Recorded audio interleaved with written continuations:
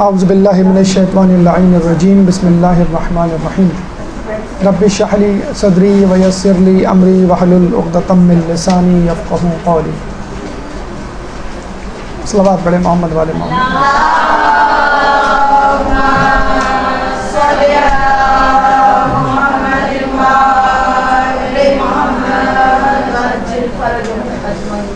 اس سے پہلے ہمارا ایک درس شیطان کے پھندے آپ کے سامنے پیش کیا گیا تھا اور وہ درس ادھورا رہ گیا تھا. آج اسی درس کو آگے بڑھاتے ہوئے اس کا حصہ دویم یا پارٹ 2 آپ کے سامنے پیش کیا جا رہا ہے. اور اس پہلے درس میں شیطان کے پھندے کے حوالے سے جو دیا گیا تھا اس میں فقط ایک ہی پھندا یا ایک ہی طریقہ کار شیطان کا آپ کے سامنے پیش کیا گیا تھا. اور اس سے پہلے شیطان کے حوالے سے قرآنی آیات، روایات، حکایات، تھوڑا سا تعارف شیطان کا آپ کے سامنے رکھا گیا. تو پہلا پھندا جو آپ کے سامنے پیش کیا گیا تھا وہ تکبر کے حوالے سے تھا. اور آپ سے یہ کہا بھی گیا تھا، پوچھا بھی گیا تھا کہ اگر ہمیں شیطان بہکاتا ہے تو شیطان کو کس نے بہکایا؟ جواب تھا شیطان کو اس کے نفس امارہ نے بہکایا، اور نفس امارہ میں بھی تکبر یعنی عقل کی بیماری، عقل کی زیادتی نے اس کو بہکایا. تو اتنا خطرناک مرض ہے غرور و تکبر کہ جس کے جھانسے میں آ کر شیطان جو ہے وہ شیطان بن بیٹھا. دوسرا پھندا اور اس کے بعد آنے والے مزید پھندے انشاءاللہ ہم آپ کے سامنے گوش گزار کرنے والے ہیں. تو آئیے شیطان کے بقیہ پھندوں کی طرف چلتے ہیں. درود پڑھ دیں محمد والے محمد.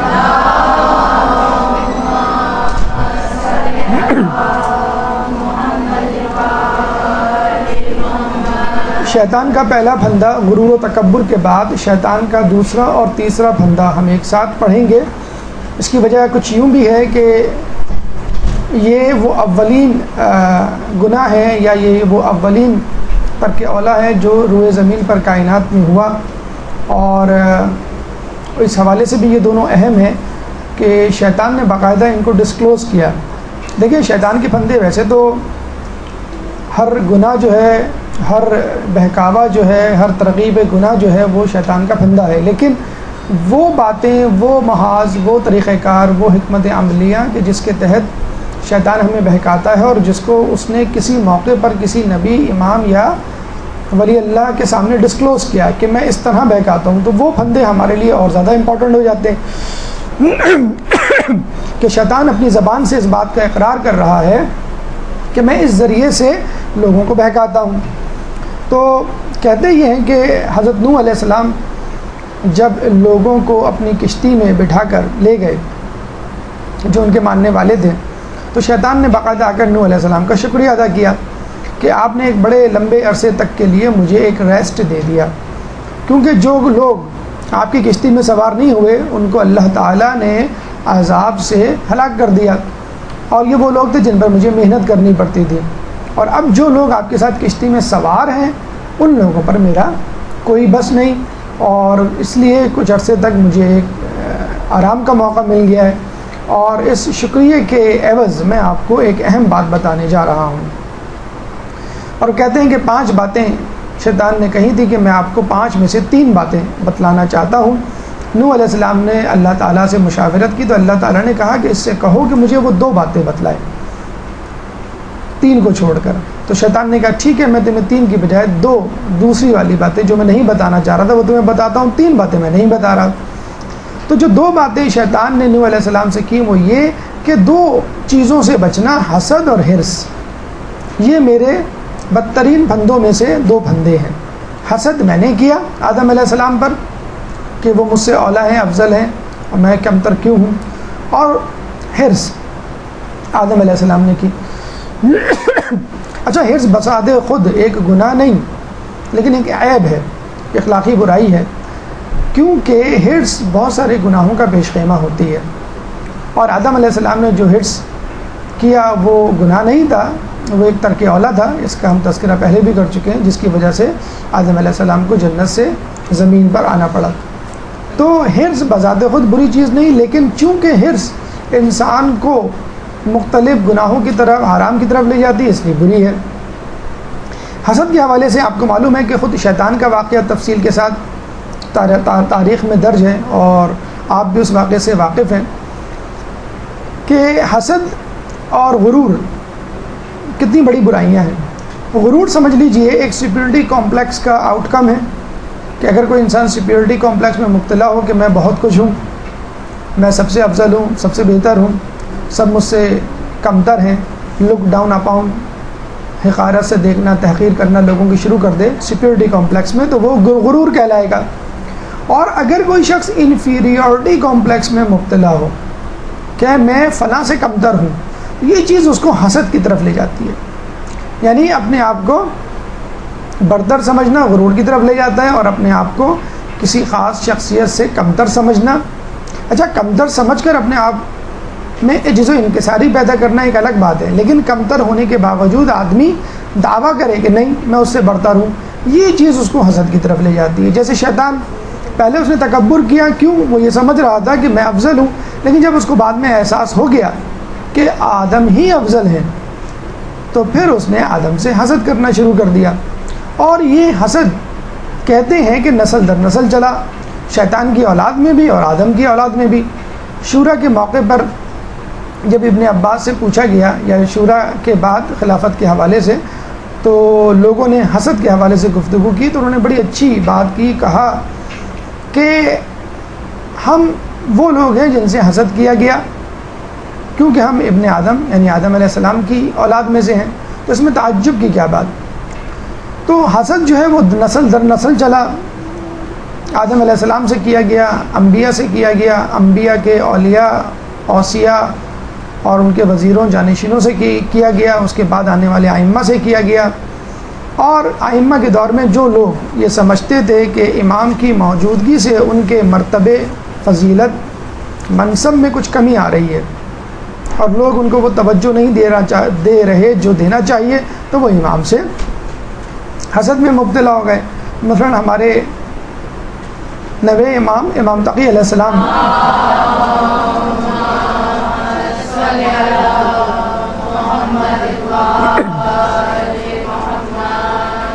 کے زمانے میں متوکل عباسی خلیفہ تھا، اور اس دور میں ایک چور کو لایا گیا۔ چور کی سزا ہاتھ کاٹنا ہوتی ہے، لیکن کسی نے اس کو کہا کہ تم جو ہے امام تقی علیہ السلام کا بھی مشورہ لے لو۔ چنانچہ امام کو بلایا گیا، تو امام نے کہا کہ چونکہ نماز میں سجدے کے دوران 7 اعضاء کا لگنا زمین پر واجب ہے، اگر تم اس کا ایک ہاتھ کاٹ دو گے تو ایک ہاتھ لگنے سے، ایک عضو لگنے سے قاصر رہ جائے گا یہ شخص، اور اس نماز نہیں ہو پائے گی۔ چنانچہ اس کے ہاتھ کاٹنے کی بجائے اس کی انگلیاں کاٹو، ہتھیلیوں کو رہن دو، تاکہ یہ زمین پر ٹیک کر اپنے سجدے کی شرائط کو پورا کر سکے۔ متوکل عباسی کو یہ جواب بہت پسند آیا، اور اس نے انگلیاں کاٹنے کا مشورہ دیا۔ اس کے دربار، اس دور کے چیف جسٹس، اس دور کے شرعی عدالت کے جج ابو لیلا، یہ وزیر تھا، یہ قاضی القضاء تھا متوکل کے دربار کا، حسد میں مبتلا ہو گیا، اور اس نے کہا اپنے دوست احباب کو کہ اس شخص کی وجہ سے، یعنی امام کی وجہ سے اس کو اہانت کا سامنا کرنا پڑا ہے، چنانچہ وہ اس کا بدلہ ضرور لے گا، اور امام کو نعوذ باللہ ان کے منطقی انجام، ان کے انجام تک پہنچائے گا۔ اور اس نے یہ بھی کہا کہ میں یہ سمجھتا ہوں کہ جو امام کے لیے قتل کی سازش تیار کرے گا وہ نامراد ہوگا، جہنم میں جائے گا، لیکن چونکہ میری اہانت ہوئی ہے لہٰذا میں اس کا بدلہ ضرور لوں گا۔ دیکھا آپ نے، حسد کتنی بڑی برائی، بیماری ہے کہ انسان کو معلوم ہوتا ہے کہ میں غلط کر رہا ہوں، لیکن بس اپنی دل کی آگ کو بجھانے کے لیے، اپنی دل کو ٹھنڈک دینے کے لیے آدمی یہ کام کرتا ہے۔ چنانچہ ابو لیلا جو ہے متوکل عباسی کے پاس گیا اور کہنے لگا آپ کو معلوم ہے کہ جس شخص کے فیصلے کو آپ نے قبول کیا اور میرے فیصلے پر مقدم کیا، یہ وہ شخص ہے جو آپ کے خلاف بغاوت کے لیے تیاریاں کر رہا ہے، اور اس نے کافی حلقہ احباب اپنے ارد گرد جمع بھی کر رکھا ہے، اور آپ نے اس کی حوصلہ افزائی کر کے مزید اضافے کا، جسے کہتے ہیں کہ ایک شاہراہ کھول دی ہے، اور لوگ جوک در جوک اس کے حلقہ احباب میں شامل ہونا شروع ہو جائیں گے۔ ان قریب آپ کے خلاف بغاوت کا علم بلند ہونے والا ہے۔ متوکل نے یہ سنا تو امام کو زہر دے کے شہید کروا دیا۔ اسی طرح کا حسد ہمیں آج کل کے زمانے میں پروفیشنل جیلسی کی اصطلاح کے طور پہ نظر آتا ہے۔ کہ ایک ڈاکٹر دوسرے ڈاکٹر سے حسد کرتا ہے، ایک پیشنٹ اگر کسی ڈاکٹر کے سامنے دوسرے ڈاکٹر کی اچھائی بیان کر دے تو وہ پسند نہیں کرتا، ایک استاد دوسرے استاد سے حسد کرتا ہے. اسی طرح پروفیشنل جیلسی گھریلو جیلسی کی صورت میں بھی نظر آتی ہے کہ جب دو بہنیں آپس میں حسد کرتی ہیں، ان کے لیے دو جوڑے لائے جائیں تو اچھا جوڑا جو ہے وہ دونوں کو پسند ہوتا ہے اور نہ ملنے پر وہ دوسرے سے حسد کرنے لگتی ہے. اسی طرح دو بہوؤں کے درمیان حسد ہوتا ہے، اگر ایک کی تعریف و توصیف ہو جائے تو دوسری بہو سے جلنے لگتی ہے. اسی طرح بھائیوں کے درمیان حسد ہوتا ہے وغیرہ وغیرہ، دوستوں کے درمیان حسد ہوتا ہے. تو جب انسان کچھ نہیں کر پاتا اور اپنی فضیلت کو ثابت کرنے کے لیے ہوک اور بائی کروک کا طریقہ اپناتا ہے تو ایسے میں وہ حسد کی راہ کو اپنا لیتا ہے. یاد رکھیے حسد وہی لوگ کرتے ہیں کہ جو کسی منصب پر پہنچنے کی کوشش کے روادار نہیں، کوشش نہیں کرتے ہیں، وہ محنت نہیں کرتے ہیں، بس یہ چاہتے ہیں کسی طرح دوسرا جو ہے وہ کمتر درجے پہ آ جائے. اور ہوتا بھی یہی ہے کہ دوسرے کا نقصان دیکھ کر ان کو بڑی خوشی ہوتی ہے. ہمارے یہاں حسد میں مبتلا ہونا اس وقت تک گناہ میں شامل نہیں ہوتا جب تک آپ عملی طور پر اس کے لیے اقدام نہ کریں، لیکن بہرحال حسد کو خود دل میں بھی جگہ دینے سے گریز کرنا چاہیے. اب آئیے ہرس کی طرف. اچھا، ہرس کے ساتھ ایک اور جملہ، ایک لفظ بولا جاتا ہے طمع. ہرس یہ ہے کہ انسان اپنی ضرورت سے زیادہ چاہے، یعنی آپ کے لیے 2 جوڑے کافی ہیں، آپ 4 جوڑے چاہیں، آپ کے لیے 1 گاڑی کافی ہے، آپ 2 گاڑی چاہیں، آپ کے لیے 400 گز کا پلاٹ کافی ہے گھر، آپ نے کہا نہیں مجھے 1000 گز کا. اچھا، اس کے لیے کوئی لمٹ اللہ تعالیٰ نے معین نہیں کی ہے. مطلب اللہ کے رسول سے پوچھا گیا کہ میں جو ہوں اسراف کیا ہے، رسول اللہ نے کہا کہ بس تیری ضرورت سے زیادہ جو ہے وہ اسراف ہے. یعنی انسان جو ہے اپنی ضرورت سے زیادہ کی تمنا نہ کرے. اب ضرورت کا تعین انسان خود کرے گا. کسی کے لیے 1 روٹی کافی ہوتی ہے، کسی کے لیے 2 روٹی کافی ہوتی ہے، کسی کے لیے 5 جوڑے کافی ہوتے ہیں، کسی کے لیے 10 جوڑے بھی نہ کافی ہوتے ہیں. اس کا تعین وہ خود کرے گا. یہ اللہ تعالیٰ کی ایک چھوٹ ہے، ایک رعایت ہے جو ہمیں دی گئی ہے. طمع کیا ہے کہ دوسروں کی چیزوں پر نظر رکھنا. مطلب آپ نے دیکھا ہوگا بچے، فرض کر لیں ایک بچہ جو ہے وہ چپس کی ضد کر رہا ہے، اس نے چپس کھانا شروع کیا، دوسرے بچوں کو آپ نے آئس کریم دلائی، اس نے کہا نہیں میں آئس کریم بھی کھاؤں گا.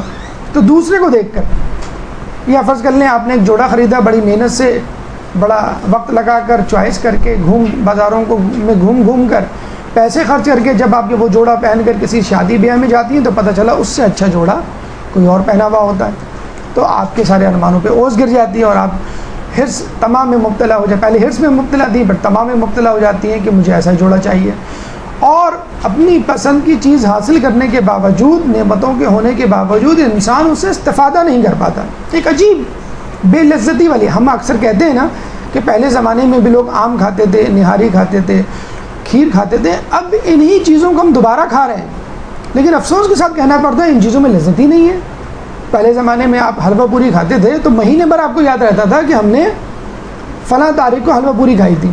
آپ نہاری کھاتے تھے، آپ کو یاد رہتا تھا. آپ غور کیجئے، چیزوں میں وہ لطف نہیں رہا. آپ دیکھیں شادیاں ہوتی تھیں پہلے تو یاد رہتا تھا کہ ماموں کے ولیمے میں جو قورمہ پکا تھا ویسا قورمہ پکانا ان کے بھانجے کی شادی میں، وہ قورمے یاد رہتے تھے، مطلب 10 سال پہلے کے. اب آپ دیکھ لیں، آپ روزانہ محرم میں قورمے کھا لیں اور آپ کو اس کا ٹیسٹ ہی نہیں جسے کہتے ہیں کہ لگتا ہے.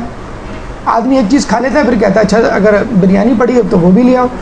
تو پہلے لوگوں کے پاس 2 4 جوڑے ہوتے تھے فقط، اور ایک جوڑا ہوتا تھا کہیں شادی بیاہ میں آنے جانے کے لیے، فقط ایک جوڑا، ایک اچھا جوڑا ہم رکھتے تھے، باقی جوڑے ہم استعمال کرتے تھے.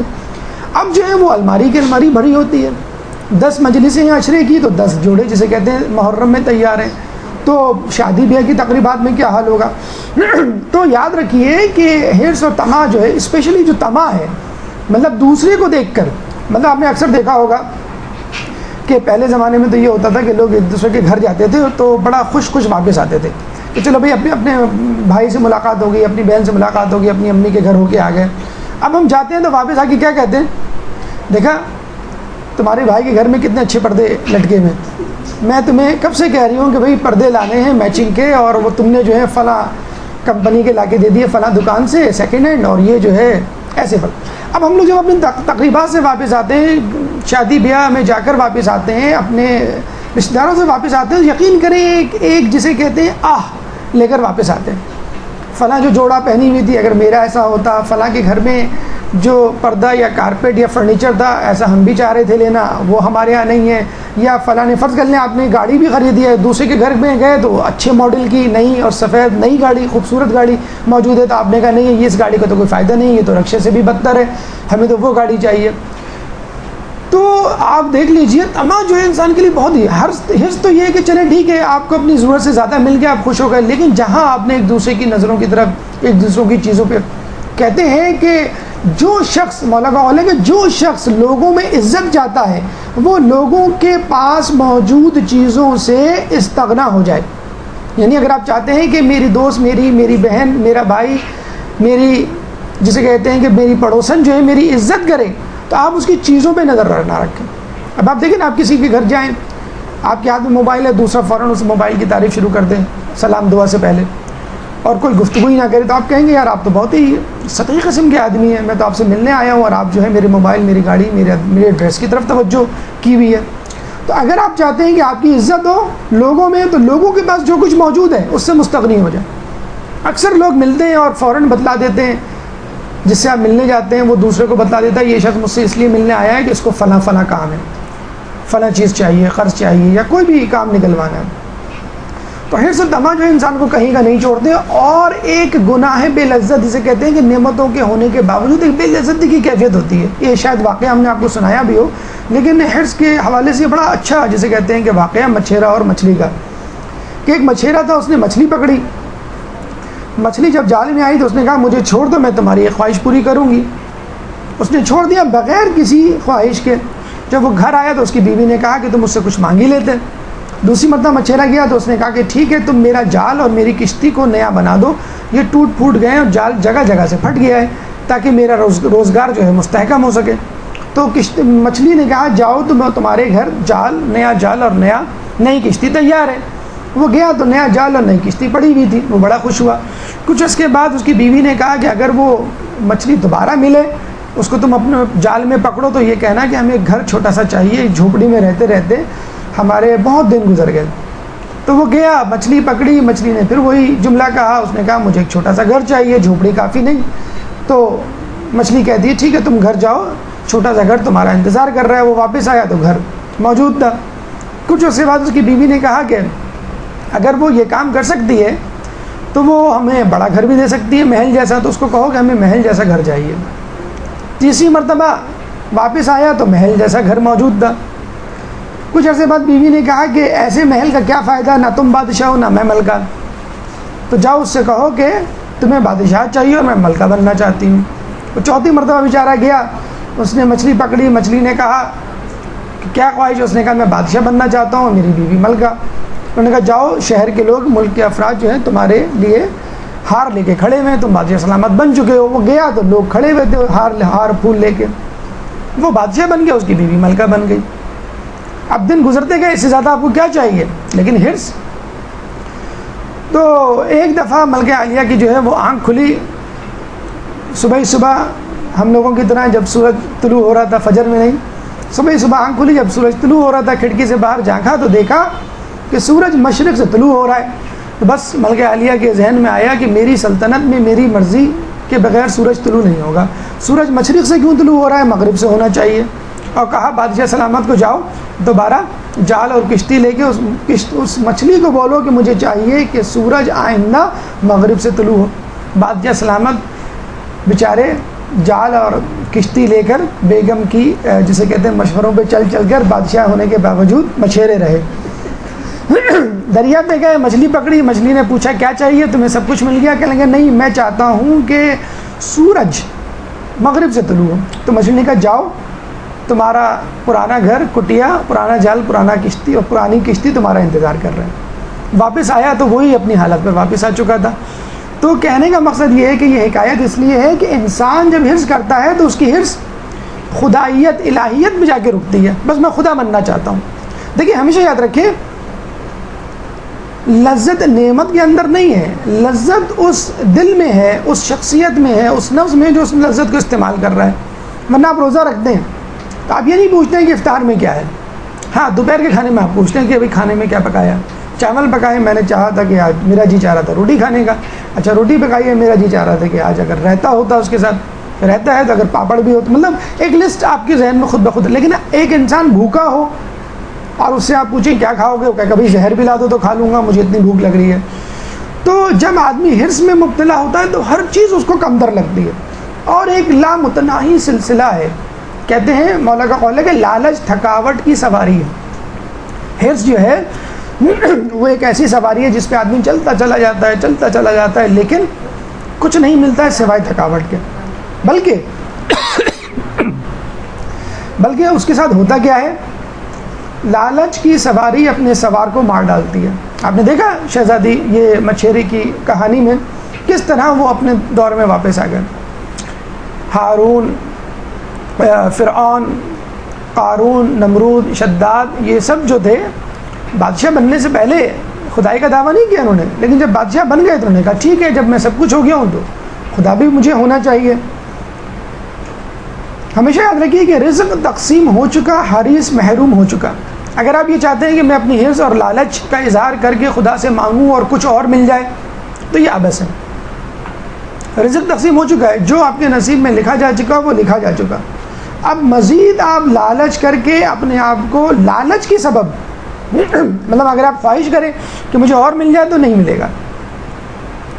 اور دو بھوکے کبھی سیر نہیں ہوتے، علم کا بھوکا اور مال کا بھوکا. ہاں علم کا بھوکا اگر سیر نہیں ہوتا تو اس کے لیے ثواب ہے، اور علم کی جدوجہد میں اس کو مسلسل ایک جسے کہتے ہیں اجر مل رہا ہے. لیکن مال کا جو بھوکا ہے اس کو اجر نہیں مل رہا ہے، بلکہ وہ تو خود اپنے لیے سخت سے سخت حساب کی تیاریاں کر رہا ہے کہ جتنا زیادہ مال ہوگا اتنا ہی زیادہ سخت حساب ہوگا. یعنی ایک اسٹوڈنٹ ہے، وہ اپنے استاد کو کہے کہ میں کس سبجیکٹ کا ایگزام دوں، تو استاد کہے ایک سبجیکٹ کا. پھر دوسرے دن آگے کہے کہ نہیں مجھے 2 سبجیکٹ کے ایگزام دینا ہے. پھر تیسرے دن آگے کہ نہیں میں 3 مضامین 3 کتابوں کے ایگزام دوں گا. تو دیکھا جائے تو وہ اپنے لیے مشکلات پیدا کر رہا ہے. جب استاد نے کہہ دیا کہ ایک مضمون کا، ایک سبجیکٹ کا، ایک کتاب کا امتحان دینا کافی ہے، تو پھر آپ اپنے آپ کو مشکل میں کیوں ڈال رہے ہیں؟ جب اللہ تعالیٰ نے آپ کو اتنا مال دیا ہے کہ جس کا آپ حساب دے سکتے ہیں، تو آپ مزید مال حاصل کر کے اپنے آپ کو مزید سخت حساب میں کیوں مبتلا کرنے کی، جسے کہتے ہیں کہ اپنے آپ کو کوشش کر رہے ہیں. ہاں اگر آپ کو حفظ کرنی ہے تو کس میں کیجیے؟ بہشت کے درجات میں سبقت لے جانے سے بڑھ کر کوئی اور حرص نہیں ہے. یہ حرص ہے جو جائز ہے. مطلب ایک شخص نیک ہے، عالم ہے، علم دین رکھتا ہے، تقویٰ رکھتا ہے، اب آپ اسے کمپٹیشن کیجیے تقوی کا، علم کا، لیکن اس لیے نہیں کہ اس کی عزت ہے تو میری بھی عزت ہو جائے گی، اس کی شہرت ہے تو میری بھی شہرت ہو جائے گی، لوگ اس کی تعریف کرتے ہیں تو میری بھی تعریف کریں گے. نہیں، یہ کمپٹیشن جائز نہیں ہوگا. جائز کیا ہوگا کہ اللہ اس سے خوش ہے، میں چاہتا ہوں اللہ مجھ سے بھی خوش ہو جائے، اللہ اس سے جتنا خوش ہے اللہ اس سے زیادہ مجھ سے خوش ہو جائے. اس صورت میں آپ ہر وہ کام کریں گے جو اللہ کو پسند ہوگا.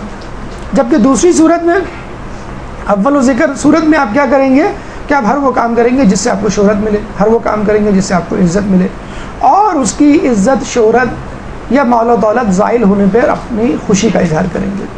بہشت کے درجات کے لیے حرص جائز ہے، بشرط یہ کہ خدا کی خوشنودی کے لیے ہو.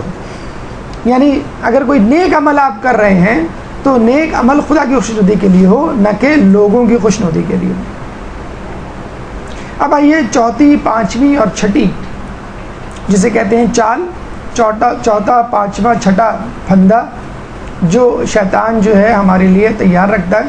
اچھا اتفاق کی بات یہ ہے کہ یہ بھی نوح علیہ السلام کے ساتھ ہی پیش آیا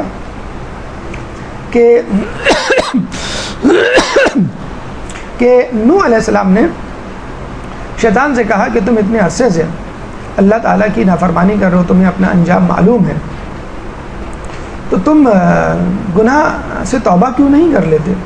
اللہ تعالیٰ کے توبہ کا دروازہ کھلا ہوا ہے. تو شیطان نے کہا کہ میں اتنا زیادہ خدا کو ناراض کر چکا ہوں کہ اب کسی صورت میں خدا مجھے معاف نہیں کرے گا. تو نوح علیہ السلام نے کہا ٹھیک ہے میں تمہاری سفارش کیے دیتا ہوں، ہو سکتا ہے خدا معاف کر دے، اور کوشش کر لینے میں کیا حرج ہے. نوح علیہ السلام گئے اللہ تعالیٰ کے پاس اور شیطان کے لیے استغفار طلب کی. تو اللہ تعالیٰ نے کہا کہ ٹھیک ہے شیطان کو کہو جس چیز کے انکار نے اس کو رائندہ درگاہ کیا میری لعنت کا مستحق ٹھہروایا اسی کام کو اب دوبارہ کر لے. آدم علیہ السلام تو زندہ نہیں، آدم علیہ السلام کی قبر کو سجدہ کر لے تو میں سمجھ جاؤں گا اس نے اپنے آپ کو کمتر اور اعظم کو افضل جان لیا. تو اس کو کہو کہ آدم کی قبر کو سجدہ کرے، جو کہ نجف اشرف میں ہے مولا علی کی قبر کے ساتھ.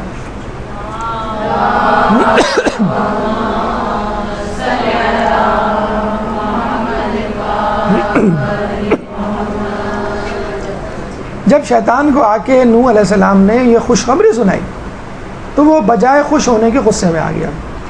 کہنے لگا کہ آدم کو میں نے زندہ حالت میں سجدہ نہ کیا، اپنے سے افضل نہ جانا، تو مرنے کے بعد آدم کو میں اپنے سے کیسے افضل جانوں؟ اور تم انسان پہلے بھی میرے نزدیک کمتر تھے اور آج بھی انسان مجھ سے کمتر ہے. میں انسانوں کو، آدم کو اپنے سے افضل نہیں جانتا. صرف آدم کی بات نہیں، انسان کی بات ہو رہی ہے. اور جاتے جاتے کہنے لگا کہ چونکہ تم نے میری سفارش کی ہے اس لیے میں تمہیں 2 ایسے پھندے بتا رہا ہوں، 3 ایسے پھندے بتا رہا ہوں کہ جس کو تم اگر جان لو تو میرے جال میں نہ پھنسو. اچھا 2 پھندے وہ پہلے بتا چکا تھا، 3 پھندے اب اس نے بتایا، تو ٹوٹل 5 پھندے جو اس کے سامنے تھے یا جو اہم ترین پھندے تھے دیکھا جائے تو اس نے بتا دیے. وہ 3 پھندے کیا ہیں؟ شیطان نے کہا کہ 3 موقع ایسے ہیں کہ جہاں پر میں نمودار ہو جاتا ہوں، آ جاتا ہوں فوراً، پہلے سے موجود نہیں ہوتا. نمبر 1 غصہ. غصے کے بارے میں شیطان نے یہ کہا کہ غصہ ایک ایسی چیز ہے کہ جب انسان غصے میں ہوتا ہے تو میں اس سے اس طرح کھیلتا ہوں جیسے بچے گیند سے کھیلتے ہیں. اس طرح میں اس کو ٹوسٹ اینڈ ٹرن کرتا ہوں، اس طرح میں اس کو استعمال کرتا ہوں. کہتے ہیں کہ رسول اللہ صلی اللہ علیہ وآلہ وسلم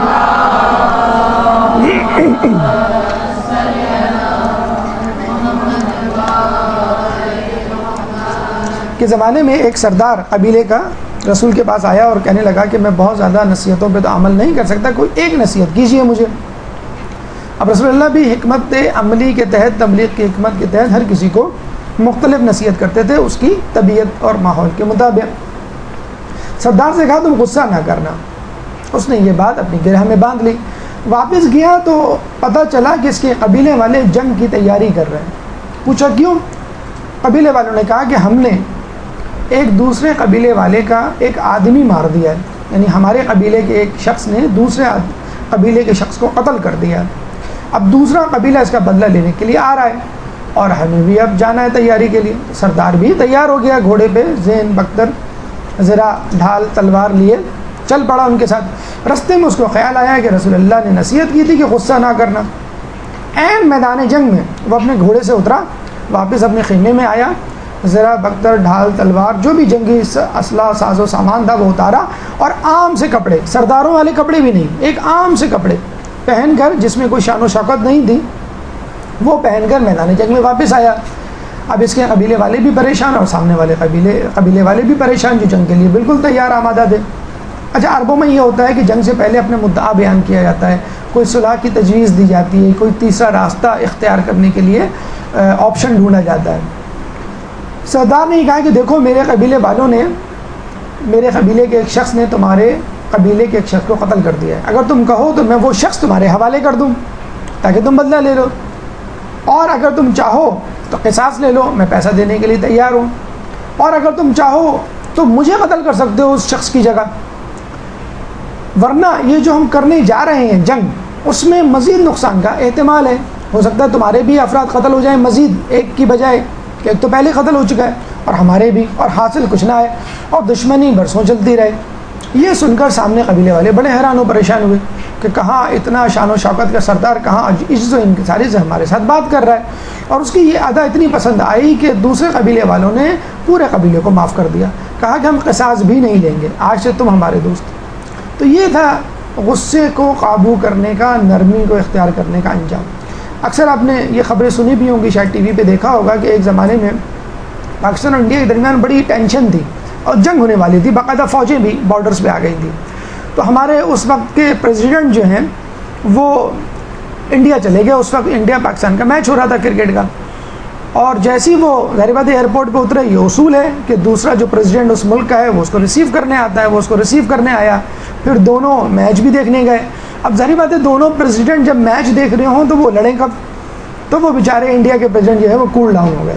اور ابھی کچھ عرصے پہلے بھی جب مشرف کا دور تھا تو ایک کانفرنس، بین الاقوامی کانفرنس نے مشرف اپنی سیٹ سے اٹھ کر جاتا ہے اٹل بہاری واجپئی کے سامنے اور اپنا ہاتھ پھیلا دیتا ہے، مطلب کچھ لینے کے لیے نہیں، ہاتھ ملانے کے لیے ورنہ پاکستان میں لوگ ہاتھ پھیلانے کا مقصد اکثر یہی لیتے ہیں. تو وہ بیچارہ پریشان ہو گیا اور اس نے ہاتھ ملایا. تو بہرحال یہ دو واقعے بیان کرنے کا مقصد یہ نہیں تھا کہ ہم ان دونوں افراد کو جسے کہتے ہیں سپورٹ کرتے ہیں. کہنے کا مقصد یہ تھا کہ دیکھیں اتنی بڑی بڑی جنگیں چھوٹے چھوٹے نرم جیسچر، نرم سمبل سے اگر دیکھا جائے، انہوں نے ہاتھ بڑھائے ہوئے تھا دوستی کا، تو ایک اسٹریس، ایک ٹینشن رکھ کر ہاتھ بڑھایا ہوگا کہ پتہ نہیں قبول ہو نہ ہو، لیکن انہوں نے مجبوراً ہاتھ کو جسے کہتے ہیں پکڑا اور دوستی کر لی.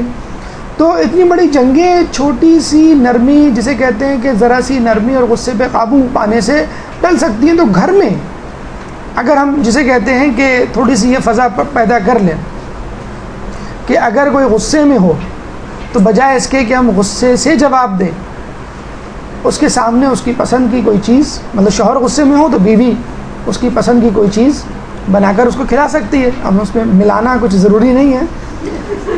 تو اگر ساس غصے میں ہو تو ٹھیک ہے، آپ ان کا پاندان لا کے ان کے اپنے ہاتھوں، اپنے دستے مبارک سے ان کا پان جو ہے اس میں کتھا اور چونا تو آپ لگاتے ہی رہتے ہیں، تو کتھا چونا لگا کے ان کے سامنے پیش کریں. اکثر یہ دیکھا گیا ہے، مطلب ساسوں سے پوچھا گیا ہے کہ بھئی آپ نے بہو کو ڈانٹا تھا اور بعد میں جو ہے وہ آپ نے یہ کیا اور وہ کیا، تو وہ یہ کہتی ہیں بھئی وہ بہو میرے سامنے آئی نہیں، اگر وہ مجھ سے بات چیت کرتی، معافی تلافی کرتی تو میں معاف کر دیتی. اب بہو سے پوچھا گیا تو انہوں نے کہا نہیں، میں کیوں کروں. اور دوسری بات یہ کہ وہ اتنا غصے میں تھی کہ اگر میں جاتی تو جو کچھ ان کے ہاتھ میں ہوتا وہ مار ڈالتی، اور اس وقت وہ گوشت کاٹ رہی تھی چھری سے. تو اب ظاہر سی بات ہے کہ دونوں افراد یہی سمجھ رہے ہیں کہ فلاں غصے میں، وہ سمجھ رہے ہیں فلاں غصے میں. تو ایک آدمی اگر تھوڑا سا جسے کہتے ہیں چھوٹا ہی آدمی اگر آگے بڑھے تو زیادہ مناسب رہتا ہے. چھوٹا آدمی جو ہے، کمتر آدمی، جونیئر آدمی جو ہے، اگر ایک قدم بڑھا لے، غصے میں کنٹرول کر لے، تو یقین کریں جب بڑی جنگیں ٹل سکتی ہیں تو گھروں کی مہابھارت بھی ٹل سکتی ہے. دوسرا طریقہ شیطان نے کہا کہ جب دو افراد کے درمیان کوئی فیصلہ کرنا ہوتا ہے تو میں اس وقت موجود ہوتا ہوں اور فیصلہ کرنے والے کے دل میں جھکاؤ پیدا کرتا ہوں کسی ایک فریق کے لیے. آپ نے دیکھا ہوگا کہ ایک دفعہ یہودی کے ساتھ مولا علی کی زین پر جسے کہتے ہیں معاملہ یا جھگڑا ہو گیا، اور یہودی کہہ رہا تھا یہ زین میری ہے، اور حالانکہ وہ مولا علی کی تھی. حالانکہ حق پہ ہونے کے باوجود، خلیفہ ہونے کے باوجود وہ قاضی القضاء کے پاس گئے، قاضی کے پاس، حالانکہ خود فیصلہ کر سکتے تھے. کہتے ہیں کہ قاضی خلیفہ وقت کو ظاہر سی بات ہے اپنے دربار میں دیکھے تو کھڑا ہو گیا وہ. تو مولانا نے کہا کہ بس تم کیا فیصلہ کرو گے، تم نے ابھی سے میری طرف جھکاؤ کا اظہار کر دیا ہے، یعنی تم میرے آنے پہ کھڑے کیوں ہوئے اور مجھے امیر المومنین کہہ کے کیوں مخاطب کیا؟ میں تو ایک مدعی کی حیثیت سے تمہارے دربار میں، تمہاری عدالت میں حاضر ہوا ہوں. تو اسی طرح چھوٹی چھوٹی باتوں میں گھروں میں آپ نے دیکھا ہو گیا کہ دو اولادیں ہوتی ہیں، ان میں ہم ڈفرینسیشن کر لیتے ہیں. لڑکا لڑکی میں تو کرتے ہی ہیں، جیسے لڑکا ہے اس کو آپ اولیت دیں گے، کھانا بھی اگر پکایا ہے بیٹا ذرا کھانا دیکھ کے نکالنا، تمہارا بڑا بھائی آ جائے پہلے وہ کھا لے پھر تم کھانا. تو بیٹی جو ہے وہ اس کو آخر میں دیا جا رہا ہے، جو چکن اور جتنا بھی جسے کہتے ہیں کہ کریم تھی وہ بیچارہ لڑکا کھا جاتا ہے، اور لڑکی جو ہے وہ بیچاری جو، اور اس کے آخر میں سب سے کم جو ہے وہ ماں کے حصے میں آتا ہے. تو ہم کیا کہتے ہیں، فیورٹزم ہوتا ہے کہ لڑکوں کو توجہ دی جا رہی ہے، یا اس اولاد کو توجہ دی جا رہی ہے جو کما کے لا رہا ہے، جو بے روزگار ہے یا کم کما رہا ہے، یا جسے کہتے ہیں جونیئر ہے، اس کو بالکل بھی توجہ نہیں دی جا رہی ہے.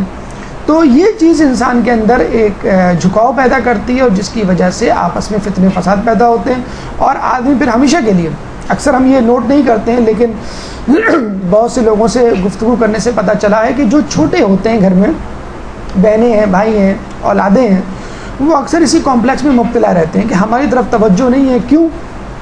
کہ ہم جو ہے وہ زیادہ کماتے نہیں ہیں، یا بہویں کہتی ہیں کہ میری توجہ یا میری طرف نظر التفات نہیں ہے کیونکہ میں کم جہیز لے کر آئی ہوں، نعوذ باللہ. تو اس قسم کی جسے کہتے ہیں کہ معیارات کو جب محبت کا معیار بنایا جائے گا کہ فلاں کتنا کما رہا ہے، فلاں جو ہے کس خاندان سے تعلق رکھتا ہے، فلاں جو ہے وہ کتنا لے کر آیا ہے، تو پھر معاشرے میں غیر عدل جسے کہتے ہیں کہ ظلمت پیدا ہوگی۔ تیسری چیز شیطان نے کہا تیسرا موقع جب میں موجود ہوتا ہوں وہ ہے اجنبی عورت کے ساتھ تنہائی میں، یعنی جب دو محرم آپس میں بات کر رہے ہوں تو شیطان وہاں موجود ہوتا ہے، پہلے نہیں موجود ہوتا ہے۔ یہ ہمیشہ یاد رکھیے کہ تقوی کے حوالے سے ہمیشہ علماء کا یہ نظریہ ہے کہ نامحرم سے گفتگو میں، نامحرم سے ملاقات میں، نامحرم سے جسے کہتے ہیں تعلقات میں کبھی بھی کسی صورت میں بھی اپنے تقوی پر اعتبار نہیں کرنا چاہیے۔ نہ عورت اعتبار کرے نہ مرد اعتبار کرے، چاہے وہ یہ سمجھے میں مجتہد ہی کیوں نہ ہوں، کبھی بھی آدمی اپنے تقوی پہ اعتبار نہ کرے۔ سید مہدی بحر العلوم کتنا مقدس نام ہے، کتنی مقدس شخصیت ہے، نام لقب دیا گیا ان کو بحر العلوم، علوم کا سمندر۔ اتنے متقی پرہیزگار تھے کہ ان کو دیکھ کر کچھ لوگوں کو شک ہو چلا تھا کہ یہی تو امام زمانہ نہیں۔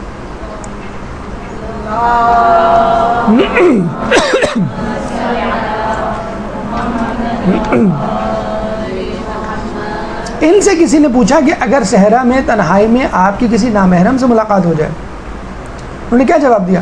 خدا مجھے وہ دن نہ دکھلائے۔ مطلب ان کو بھی اپنے تقوی پر اعتبار نہیں تھا۔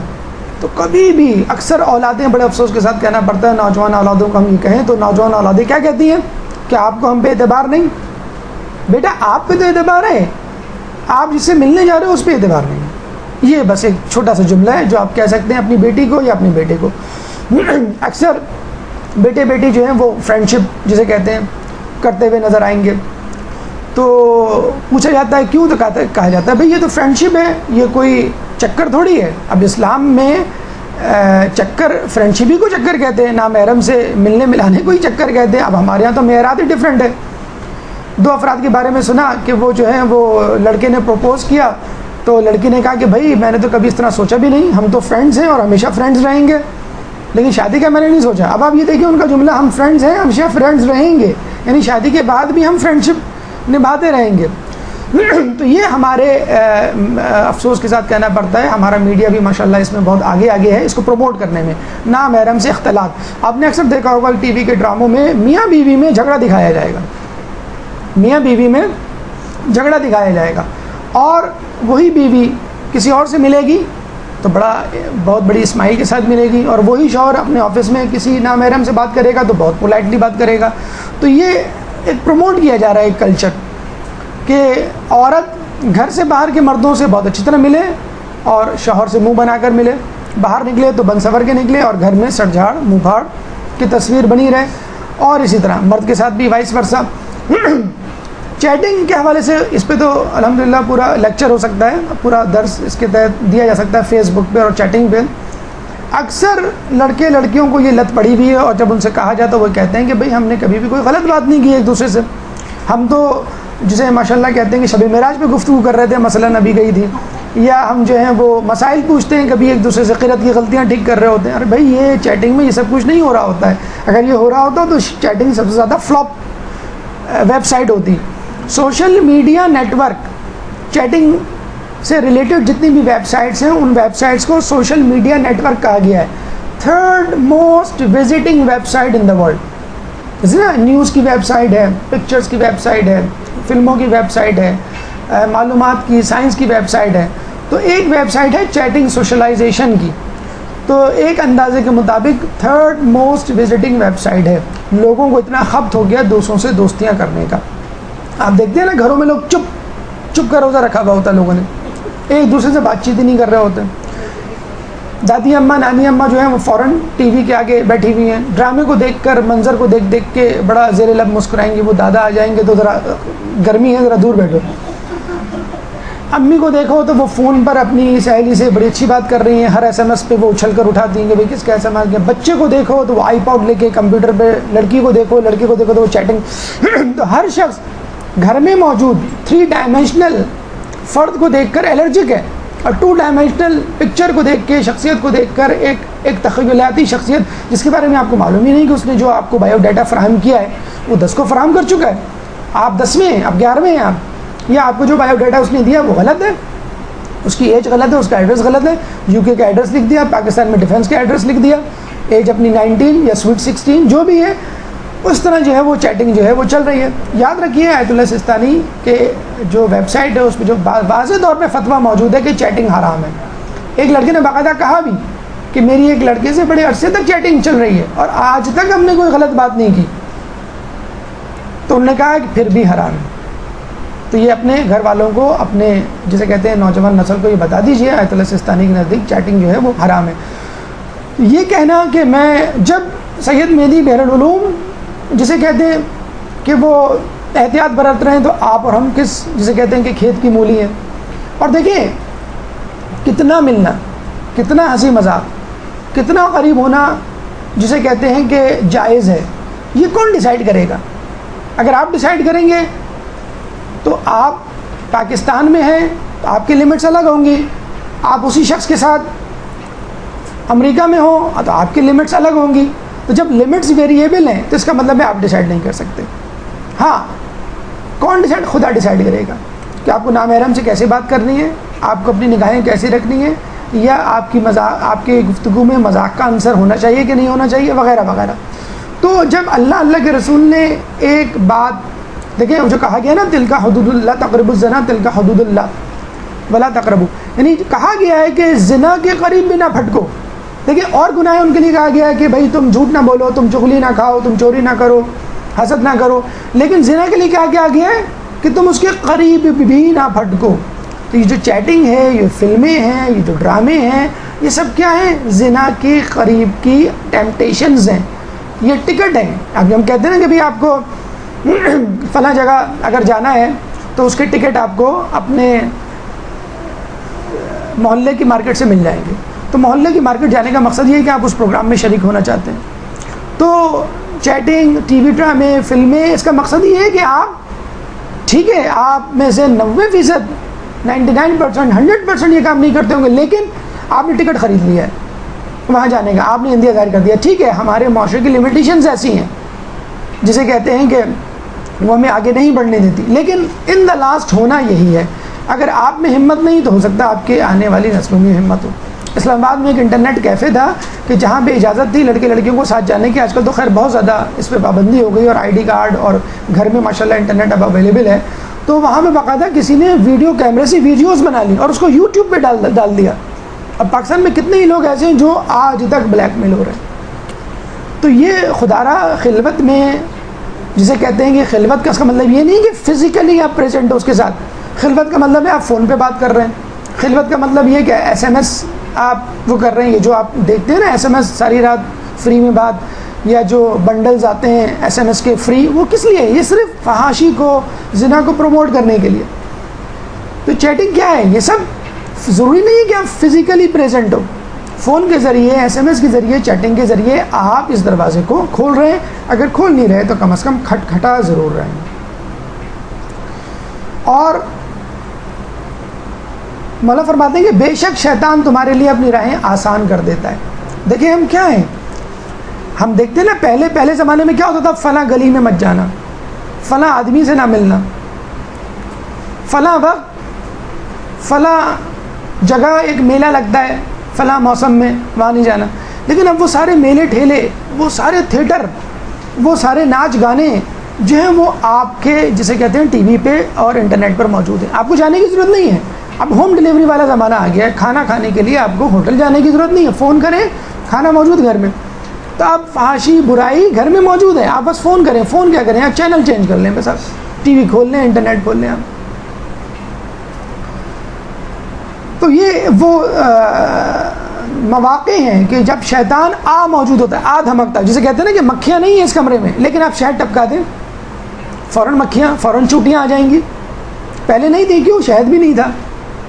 تو اسی طرح شیطان نہیں ہے، لیکن یہ تین چیزیں، مسلمہ بن کذاب جس نے نبوت کا دعویٰ کیا تھا، اس زمانے میں ایک عورت نے بھی نبوت کا دعویٰ کیا تھا، تو مسلمہ نے کہا کہ ہم دونوں نے دعویٰ کیا، لیٹس ہیو اے ڈسکشن۔ تو انہوں نے خلوت میں ڈسکشن کیا اور پھر وہ دونوں، ان کا ایک اسکینڈل بنا، دونوں نے نبوت کا دعویٰ، دونوں اپنے دور کے انٹلیکچوئلز ہوں گے، بہرحال کوئی نبوت کا دعویٰ کرے گا تو اس کا مطلب ہے کہ وہ انٹلیکچوئل تھا جس نے اپنی عقل کو غلط استعمال کیا۔ تو یہ ہے خلوت جو انسان کو جسے کہتے ہیں کہ گناہ کی طرف لے جاتی ہے۔ 7واں مرحلہ، ایک درود پڑھ دیجئے محمد والے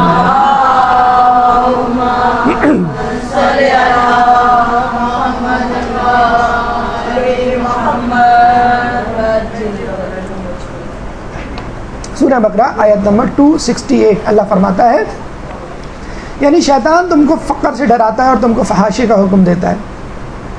دیکھیں معاشرے میں جس طرح ٹی وی، انٹرنیٹ اور دیگر میڈیاز کے ذریعے فحاشی پھیل رہی ہے، آپ کسی فنکار اداکار سے انٹرویو لیں، گلوکار سے پوچھیں کہ آپ یہ کام چھوڑ دیں، سب سے پہلے اس کا کیا جواب ہوگا؟ بھئی میں بھوکا مر جاؤں گا، اگر میں نے یہ کام نہیں کیا تو میں بھوکا مر جاؤں گا۔ یقین کیجئے ابھی پچھلے دنوں آپ کو یاد ہوگا تقریباً 4 یا 5 فنکاروں کا انتقال ہوا ہے پاکستان میں، لاہور میں، کراچی کے، بڑے کچھ بڑے تھے کچھ چھوٹے تھے، بہرحال 4-5۔ آپ ہسٹری دیکھ لیں ان کا لاسٹ ٹائم، یا جسے کہتے ہیں کہ وقت نزا کا مشاہدہ کر لیں، پڑھ لیں، تمام فنکاروں کی جو موت ہوتی ہے قسمہ پرسی کے، اکثر میں تو بڑا اس کا فین ہوں اور بہت تجسس میں رہتا ہوں کہ فنکاروں اداکاروں کے آخری لمحات کی ویڈیو ریکارڈنگ ہونی چاہیے۔ کس کو فالج ہو گیا، کوئی بیماری میں مبتلا ہو گیا، کوئی کینسر میں مبتلا ہے۔ ابھی ہمارے پچھلے دور کے بہت ہی غزل کے گائک جو ہیں وہ کینسر میں مبتلا ہو گئے تھے، ان کے لیے باقاعدہ اخبارات میں، ٹی وی پر، اور لوگ جو ہیں آپس میں ڈونیشنز کی تو وہ کر رہے ہیں، جسے کہتے ہیں کہ درخواست کر رہے ہیں حکومت سے کہ بھئی فلاں فنکار کو پوچھنے والا کوئی نہیں، فلاں اداکار کو پوچھنے والا کوئی نہیں، وہ ہاسپٹل میں جو ہے وہ ایڑیاں رگڑ کے مر گیا۔ دیکھیں یہی وہی پیسہ تھا، یہ وہی پیسہ تھا جس کے لیے آپ نے فحاشی اور گناہ کے شعبوں کو اپنایا۔ موت کے وقت آپ کے مداح کہاں چلے گئے؟ ان کو نئے فنکار مل گئے، ان کو نئے فحاشی کے کھلاڑی مل گئے۔ موت کے وقت وہ پیسہ کہاں گیا جو آپ نے اس گناہ سے کمایا تھا؟ اچھا، آج کل ایک نیا جسے کہتے ہیں کہ سسٹم آیا ہوا ہے کہ فنکار، اداکار، گلوکار، ہدایت کار گناہ تو کر رہے ہیں، فحاشی تو کر رہے ہیں، مبتلا تو ہیں، لیکن اب انہوں نے ایک نیا انداز اپنایا ہے کہ اس سے پہلے کہ لوگ ہم پر تنقید کریں، علماء ہم پر انگلی اٹھائیں یا اسلام کے کسی نظریے کو سامنے پیش کر کے ہمیں باطل قرار دیا جائے، اسلام کو کنڈم کر دیا جائے۔ آپ نے دیکھا ہوگا ابھی کچھ عرصے پہلے شعیب منصور کی فلم آئی تھی جس میں موسیقی کو جائز قرار دیا تھا، باقاعدہ انٹرویوز لیے تھے، کسی طرح اس کو جائز قرار دیا جائے۔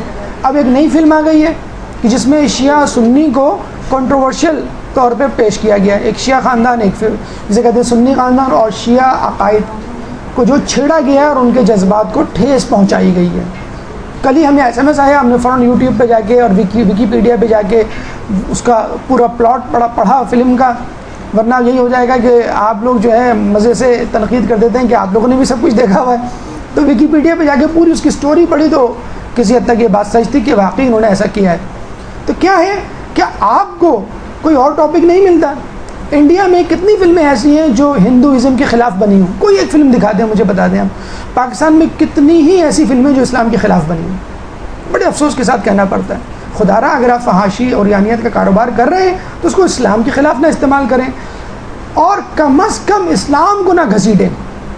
یہ نہ کہیں کہ یہ جائز ہے اور جو دوسرے بتا رہے ہیں وہ ناجائز ہیں۔ تو یہ وہ فتنے ہیں آج کل کے دور میں کہ جس میں جو ہے عوام کو گھسیٹا جا رہا ہے۔ کیا آپ کو مسلمانوں میں معتدل، اعتدال پسند رہنما نظر نہیں آتے؟ کیا آپ کو امام خمینی یا ایران کا انقلاب نظر نہیں آتا جس نے جو ہے پازیٹیو تبدیلی لے کر آیا وہاں پر؟ کیا آپ کو اس دور میں رہنے والے مسلمان سائنسدان یا مسلمان مفکرین نظر نہیں آتے؟ ضروری ہے کہ آپ دہشت گردوں کو اور جسے کہتے ہیں کہ دہشت گردی کرنے والوں کو اسلام کا حقیقی رہنما پیش کریں؟ گاؤں دیہاتوں میں جتنی بھی غلط روایتیں ہیں اس کو اسلام کے کھاتے میں ڈال دیا جاتا ہے، کاروکاری اور دیگر جتنی بھی ہیں اس کو اسلام کے کھاتے میں ڈال دیا جاتا ہے۔ تو خدا را اسلام کی صحیح پکچر پیش کریں، جو معتدل پسند کے اعتدال پسندی کو فالو کرنے والے مسلمان ہیں، جو ماڈریٹ مسلمان ہیں، جو حقیقی مسلمان ہیں، جو صراط مستقیم پہ چلنے والے مسلمان ہیں، جو امن و آتشی کا درس دینے والے مسلمان ہیں، ان کے بارے میں کچھ موویز بنائیں، ان کو ہائی لائٹ کریں، جس طرح خود ایران میں ہو رہا ہے۔ انبیاء ائمہ بھی آپ بنائیں، جسے کہتے ہیں موویز نہیں بنا سکتے، کم از کم آپ مسلم دانشوروں میں، جابر بن حیان میں، ابو علی سینا میں اتنے بڑے بڑے علماء گزرے ہیں کہ جو بیک وقت جسے کہتے ہیں عالم بھی تھے اور اسکالرس بھی تھے، ان کے حالت زندگی پہ جسے کہتے ہیں کہ مووی بنائی. ابھی جسے کہتے ہیں کہ میں پڑھ رہا تھا کہ آئنسٹائن نے اپنے زمانے میں اس وقت کے مجتہد آیت اللہ بروجردی سے خط و کتابت کی معراج کے موضوع پر، کہ یہ کیا، میں نے سنا ہے کہ معراج کے موقع پر رسول اللہ گئے، پانی گر رہا تھا، جب وہ واپس آئے تو پانی اس وقت تک گر ہی رہا تھا پیالے میں سے، یہ کیا مسئلہ ہے؟ تو آیت اللہ بروجردی نے تفصیل کے ساتھ واقعہ معراج کو بیان کیا. پھر آئنسٹائن نے یہ نقطہ لے کر time dilation theory, theory of relativity اور دیگر نظریات پیش کیے اور کہا کہ شیعہ مذہب ہی سچ ہے. اور کہتے ہیں کہ اس نے باقاعدہ خطوط لکھے اور ڈاکیومنٹ میں یہ مینشن کیا ہے شیعہ مذہب کو میں صحیح مانتا ہوں. اور وہ ڈاکیومنٹ جو ہے $30 لاکھ میں خریدا گیا. لیکن اس کے بعد کہتے ہیں آئنسٹائن اور اس میں موجود جتنے بھی افراد تھے ان کو کسی نہ کسی بہانے سے قتل کر دیا گیا. تو آپ اس قسم کی وکی لیکس کیوں نہیں لاتے؟ وکی لیکس آپ اسی طرح کی لاتے ہیں کہ فلاں سیاستدان نے اتنے پیسے لے لیے، فلاں فوجی عامر نے یہ کیا، فلاں جو ہے ISI کے ایجنٹ نے یہ کیا. وکی لیکس اس طرح کی کیوں نہیں بنتی کہ ہمیں بتلایا جائے کہ ماضی میں یا حال میں مسلمانوں سے تعلق رکھنے والے، اسلام سے تعلق رکھنے والے کتنے ہیروز ہیں جنہوں نے اپنی زندگیوں میں کارہائے نمایاں انجام دیے اور معاشرے کو ایک امن کا گہوارہ بنایا ہے. ایک درود پڑھ دیں محمد والے.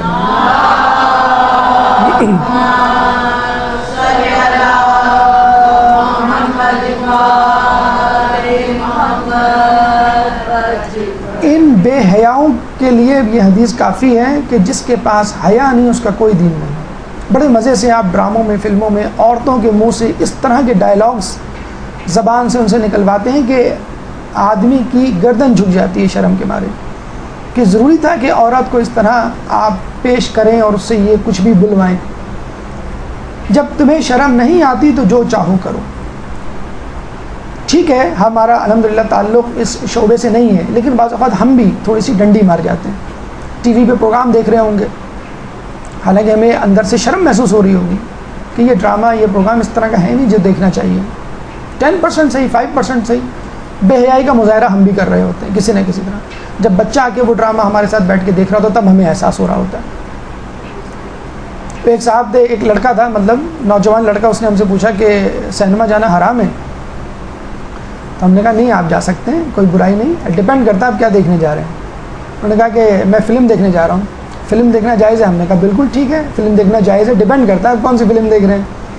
کہیں کیا مطلب کون سی؟ ہم انڈین فلم دیکھیں گے اور کیا دیکھیں گے. آپ میں نے کہا ٹھیک ہے انڈین فلم دیکھنا جائز ہے، لیکن ڈپینڈ کرتا ہے کون سا منظر دیکھ رہے ہیں. بہت سارے منظر ہیں اس میں، موسیقی کا منظر ہے، بے حیائی کا منظر ہے، اور ایک جو ہے وہ اپنے بابا کا ہاتھ چومتے ہوئے دکھا رہے ہیں کسی فرد کو. تو کہہ لیں گے اب میں یہ کس طرح فلم دیکھوں گا؟ بار بار اپنی آنکھیں بند کروں گا اور بار بار اپنے کانوں میں انگلیاں ٹھوسوں گا. تو ہم نے کہا بس یہی معاملہ ہے کہ جب حق کو باطل کے ساتھ اس طرح ملا دیا جائے کہ پتہ ہی نہ چلے کہ حق کیا ہے باطل کیا ہے، تو وہ زہر سے بھی زیادہ خطرناک ہو جاتا ہے. وہ حق جو باطل کے ساتھ مل جائے وہ حق سے بھی. اور یقین کیجئے ان فلموں، ڈراموں اور برائیوں میں جب تک حق کو یا سچی بات کو شامل نہ کیا جائے کوئی دیکھنے کے لیے تیار ہو ہی نہیں سکتا. آپ دیکھیں نا، لوگ یہ سب پروگرامات دیکھ کے اٹھتے ہیں تو برائی لے کے اٹھتے ہیں، حالانکہ اچھائی بھی تو تھی. اچھائی تو ان کو لانے کے لیے تھی. جب وہ آتے ہیں تو اچھائی کے لیے، جب جاتے ہیں تو برائی لے کے اٹھتے ہیں. بہرحال آخر میں ہم نے ان کو یہ مشورہ دیا آپ کنفیوز نہ ہوں. میں نے کہا کہ آپ ایسا کریں جب بھی فلم دیکھنے جائیں اپنی امی ابو کو ساتھ لے کے جائیں. اب وہ ایک دم سے شرمندہ ہو گیا وہ لڑکا، کیا کہہ رہے ہیں آپ؟ ہم نے کہا ٹھیک ہے آپ کو فلم دیکھنی ہے تو آپ ایسی فلم دیکھیں جس کو آپ اپنی امی ابو کے ساتھ، بہن بھائیوں کے ساتھ دیکھ سکیں. یہ ہے وہ فلم جو جائز ہوگی. کون سی فلم ہے؟ بہت ساری فلمیں. حضرت یوسف علیہ السلام پہ فلم ہے، حضرت سلیمان علیہ السلام پہ، اس میں ہیروئن بھی ہوتی ہے، ہیرو بھی ہوتا ہے، لیکن کوئی ایسے جذبات بارانگیختہ نہیں ہوتے. اور واقعی فلم دیکھنے کے بعد آپ کے ایمان میں اضافہ ہوتا ہے. وہ تو ہم نے ذہنوں میں، ہمارے جسے کہتے ہیں نہا خانوں میں یہ بٹھا دیا گیا ہے. فلم کا مطلب ہی یہی ہے، ہیروئن کا مطلب ہی یہی ہے. کیا ہیروئن مریم مقدس نہیں ہو سکتی؟ وہی اصل ہیروئن ہے. ہمارے یہاں تو ہیروئن کا مطلب ہی کچھ اور کر دیا. ہیرو مولا علی نہیں ہو سکتی، وہی ہیرو ہے، اصل ہیرو تو وہی ہے. ہمارے یہاں مقصدی جسے کہتے ہیں کہ الگ کر دیا گیا. تو خدا را اس بات کو سمجھیے کہ کیا صحیح ہے کیا غلط. اور حق اور باطل جب آپس میں مکس اپ ہو جائے تو سمجھ لیجئے کہ وہ زہر سے بھی زیادہ خطرناک ہو چکا ہے وہ معاملہ. 8واں پھندا جو شیطان ڈالتا ہے وہ ہے وسوسہ. ایک درود پڑھ دیجئے محمد والے میں.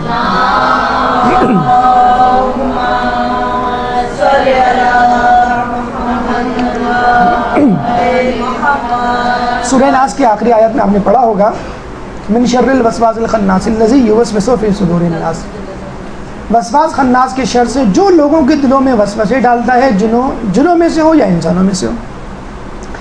اچھا، یہ وسوسے کسی حد تک ہر کسی میں آتے ہیں، کوئی یہ نہیں کہہ سکتا میرے دل میں بالکل بھی وسوسے نہیں آتے، آتے ہیں، ہمیشہ آتے ہیں۔ اب یہ ڈیپینڈ کرتے ہیں کس پروپورشن میں آتے ہیں، کس پرسنٹیج میں آتے ہیں، نمبر ایک۔ نمبر دو، ڈیپینڈ کرتے ہیں کہ آپ ان وسوسوں پر توجہ کتنی دیتے ہیں۔ مطلب آپ نے کسی کو فون کیا، فون نہیں اٹھایا، اب آپ کے دل میں کیا آیا؟ اپنا مطلب ہوتا ہے تو فوراً فون اٹھا لیتے ہیں، ہمارا مطلب ہے تو فون ہی نہیں اٹھا رہے، ہو سکتا ہے وہ نماز پڑھ رہے ہوں، ہو سکتا ہے وہ سو رہے ہوں، ہو سکتا ہے وہ گھر سے باہر ہوں، وغیرہ وغیرہ۔ تو یہ وسوسہ ہے، اس کی اماؤنٹ اور اٹینشن آپ کتنی دیتے ہیں اس کو۔ کہتے ہیں ایک تو یہ ہوتا ہے کہ آدمی وسوسے پر بالکل بھی توجہ نہ دے، یہ بھی غلط ہے، اور ایک یہ ہوتا ہے کہ وسوسے پہ بہت زیادہ توجہ دے، یہ دوسری ایکسٹریمٹی ہے۔ سوفسطائیت ایک نظریہ تھا، اور سوفسطائی ایک گروہ تھا جو کسی زمانے میں، آئمہ کے زمانے میں پیدا ہوا۔ اس نے یہ کہا کہ کوئی چیز حقیقت نہیں ہے، سب چیزیں، سب نظریات وسوسے ہیں۔ نعوذ باللہ، خدا بھی وسوسہ ہے، نبی بھی وسوسہ ہے، آخرت، جنت، دوزخ، امام، سب وسوسہ ہے، سب وہم ہے، کوئی چیز حقیقت نہیں۔ یو آر ناٹ شیور کہ کیا چیز ہے، کیا غلط ہے۔ تو ایک بڑا فتنہ پیدا ہوا۔ خیر، اس کو یہ کہہ کر ٹال دیا گیا کہ خود فسطائیت بھی وسوسہ ہے۔ جب آپ نے یہ نظریہ بنا لیا کہ کوئی چیز حقیقت نہیں، تو جو آپ کہہ رہے ہیں وہ بھی حقیقت نہیں ہے، اس کے بارے میں کیا شورٹی؟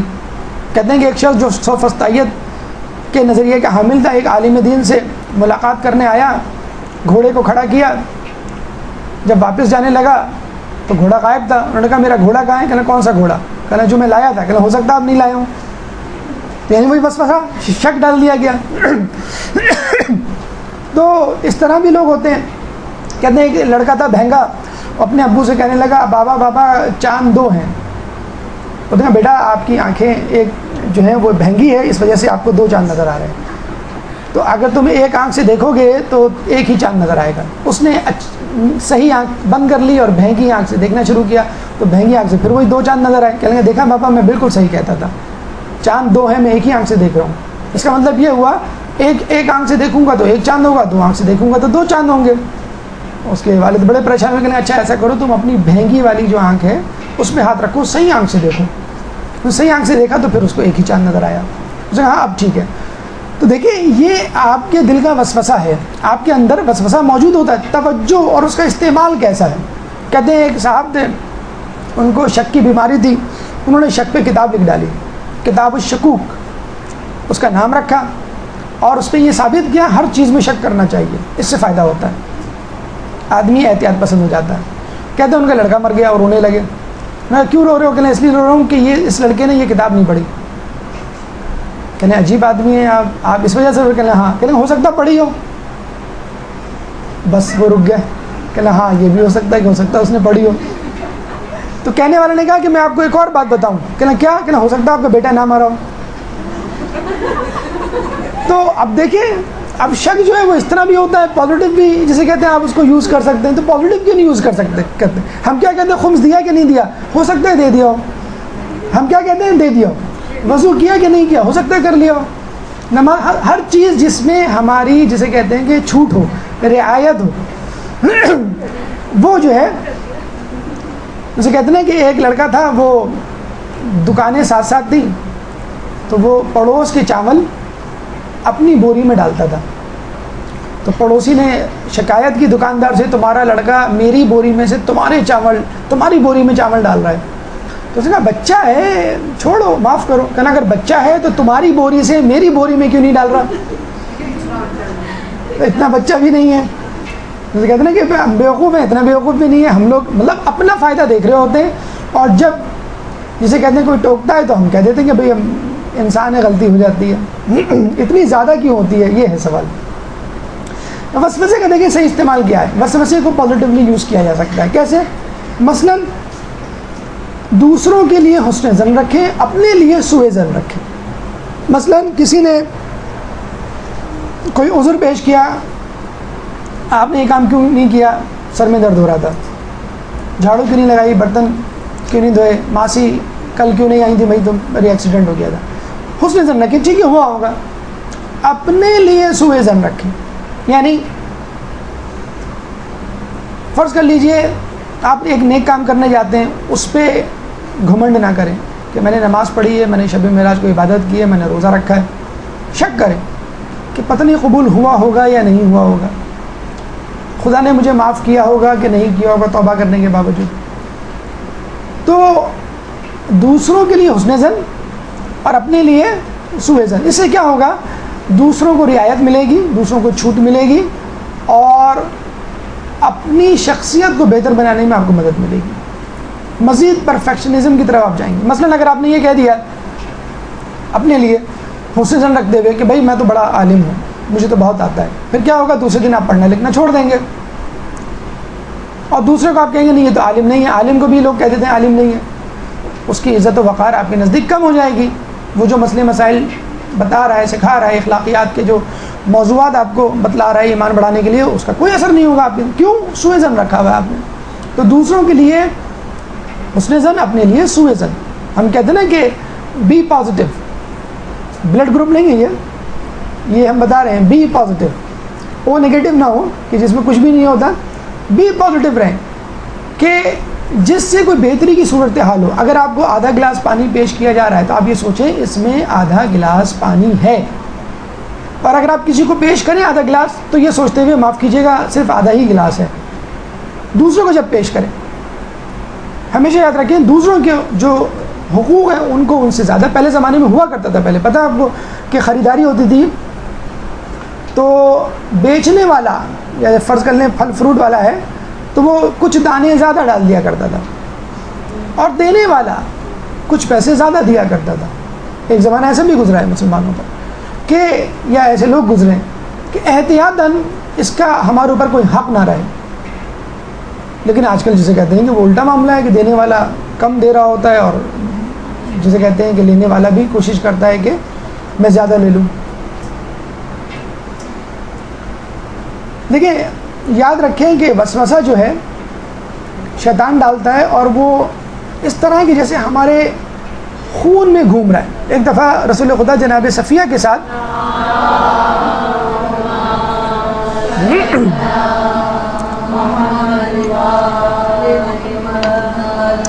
رات کے اندھیرے میں کہیں جا رہے تھے تو دو انصار راستے میں ملے. باقاعدہ رسول اللہ نے تعارف کروایا کہ یہ کون ہے. ابھی انصار نے تھوڑا سا حیرت کا اظہار کیا کہ آپ نے کیوں بتلایا؟ کہ اس لیے بتلایا کہ شیطان تمہارے جسم میں خون کی طرح دوڑ رہا ہے، تم کچھ اور نہ سمجھ لو میرے لیے. بتائیں رسول جو ہے وہ بتلا رہا ہے کہ یہ کون خاتون ہے، تم یہ نہ سمجھ لینا کہ خدا نخواستہ میں کسی نامحرم کے ساتھ سفر کر رہا ہوں، کہیں جا رہا ہوں اندھیرے میں.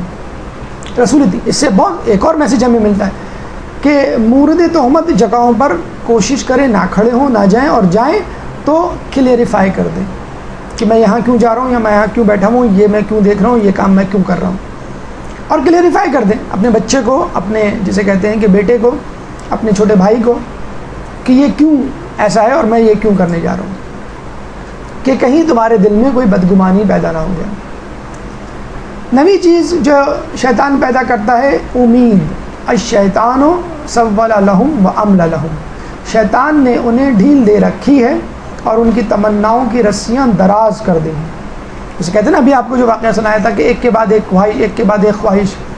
آدمی یہ سوچتا ہے شیخ چلی کی طرح کہ بس میں یہ بنا لوں گا وہ بنا لوں گا. کہتے ہیں نا کہ بہت خوبصورت محل تعمیر کیا گیا اور ایک عالم دین کو بلا کے پوچھا کہ یہ کیا ہے تمہارے نزدیک، کیسا ہے؟ اس نے کہا ٹھیک ہے بہتر ہے لیکن دو نقائص ہیں اس میں. پوچھا گیا کون سے دو نقائص؟ کہلے ایک تو یہ کہ یہ کبھی نہ کبھی تو پرانا ہو جائے گا، اور نمبر دو اس میں رہنے والا ہمیشہ نہیں رہے گا. مطلب فرض کر لیں کہ آپ بہت خوبصورت گھر خریدتے ہیں، بہت خوبصورت لباس خریدتے ہیں، بہت خوبصورت گاڑی خریدتے ہیں، آپ اس طرح جھوم جاتے ہیں کہ جیسے بس سب کچھ مل گیا. لیکن آپ دیکھتے ہیں 2-4 دن بعد وہ لباس بوسیدہ ہو جاتا ہے، رنگ اتر جاتا ہے، پرانا ہو جاتا ہے، پھٹ جاتا ہے، وہ گاڑی پرانی ہو جاتی ہے، گھر فرش کی ٹائلیں اکھڑ جاتی ہیں، پینٹ اکھڑ جاتا ہے، پردوں میں کارپیٹ میں دھبے لگ جاتے ہیں. آپ نے دیکھا؟ تو دنیا کی کوئی بھی چیز ہمیشہ رہنے والی نہیں ہے. تو امیدوں کے پل باندھنے سے جسے کہتے ہیں کہ گریز کریں. وہ جسے کہتے ہیں نا کہ ایک دفعہ شیخ چلی کہیں جا رہے تھے، کسی نے کہا بھئی انڈوں کی پیٹی فلاں دکان سے فلاں دکان تک رکھ کے آ جاؤ، میں تمہیں اتنے پیسے دوں گا. تو وہ انڈوں کی پیٹی سر پہ رکھ کے جا رہے تھے اور سوچتے جا رہے تھے کہ اس سے جو پیسے ملیں گے میں انڈے خریدوں گا، ان سے جو انڈے ملیں گے ان سے میں چوزے بناؤں گا، چوزوں سے مرغیاں، مرغیوں سے مزید انڈے، پھر مزید مرغیاں، پھر بہت بڑا فارم خریدوں گا، پھر بہت دولت مند ہو جاؤں گا، اور پھر جو ہے میں شادی کروں گا، پھر میرے بچے ہوں گے، بچے ضد کریں گے پیسوں کے لیے تو میں ایک ہاتھ دوں گا ان کو اور کہوں گا کہ یہ میں نے سب اپنی محنت سے کمایا. اور جیسے ہی انہوں نے ہاتھ لہرایا انڈے سارے نیچے گر گئے. تو یہ ہوتا ہے انسان کے ساتھ کہ انسان اتنی طویل، جسے کہتے ہیں کہ بحث کر رہا ہوتا. ہمارے ایک دوست تھے، جا رہے تھے بس میں ایک اور دوست کے ساتھ، بات چلی پیدل سے کہ پیدل چلنا بہتر ہے یا سائیکل کریں گے. نہیں، سائیکل میں بھی ورزش ہوتی ہے ماشاء اللہ. دوسرے دوست نے کہا نہیں، اگر میرے بس میں ہوا تو میں اسکوٹر خریدوں گا. پھر بات کرتے انہوں نے کہا کہ نہیں، اسکوٹر سے بہتر جو ہے وہ گاڑی ہے. 4 ویل جو ہوتے ہیں وہ بڑے سیف ہوتے ہیں، ایکسیڈنٹ ہوتا ہے آدمی کے مطلب خطرات کم ہوتے ہیں زخمی ہونے کے، مرنے کے. اتنے میں ان کی منزل آ گئی، صدر آ گیا. مطلب اترنے لگے تو سامنے سیٹ پہ فرد بیٹھے کہیں گے بس ایروپلین کی بات رہ گئی ہے، وہ بھی کر لیں آپ. تو یہ دیکھا ہم نے، انسان جو ہے وہ منصوبے بناتا رہتا ہے، یہ کر لوں گا، یہ کر لوں گا. اچھا، ایسے منصوبے آپ عبادت کے لیے کیوں نہیں بناتے؟ بھئی میں واجبات ادا کر رہا ہوں، کل سے میں جو ہوں وہ نافلہ نماز شروع کروں گا، کل سے جو ہے میں نماز غفیلہ شروع کروں گا، کل سے جو ہے میں جو ہوں وہ روزے رکھنا شروع کروں گا مستحب، شعبان کا مہینہ شروع ہو گیا میں شعبان کروں. یہ شیخ چلی والے جو منصوبے ہیں یا سبز باغ جو ہیں، اپنی نیکیوں کے لیے کیوں نہیں دیکھتے؟ ریوارڈ کے لیے آپ تیار ہیں، جزا کے لیے تیار ہیں، تحفے کے لیے تیار ہیں، ہدیے کے لیے تیار ہیں، جنت کے لیے تیار ہیں، محنت کے لیے تیار نہیں ہیں کہ اس کے لیے جو محنت کرنی ہے اس کے لیے منصوبے بنائیں. تو کتنا ہی اچھا گھر، کتنی اچھی جگہ، کتنا اچھا لباس، کتنی اچھی دنیا کیوں نہ ہو جائے، عارضی ہے، اور اس میں رہنے والا اس سے زیادہ عارضی ہے، وہ تو پہلے چلا جائے گا. 10ویں اہم چال، 10واں اہم پھندا جو شیطان ڈالتا ہے وہ ہے استغفار بھلا دینا. ایک درود پڑھ دیں.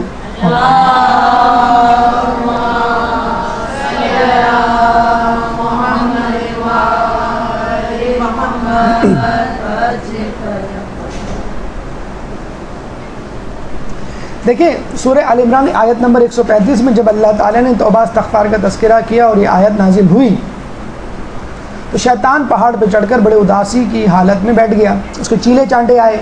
کہا کیوں اداس ہو؟ اس نے کہا کہ قرآن کی ایک ایسی آیت اتری ہے جس کے بعد میں نا امید ہو گیا ہوں.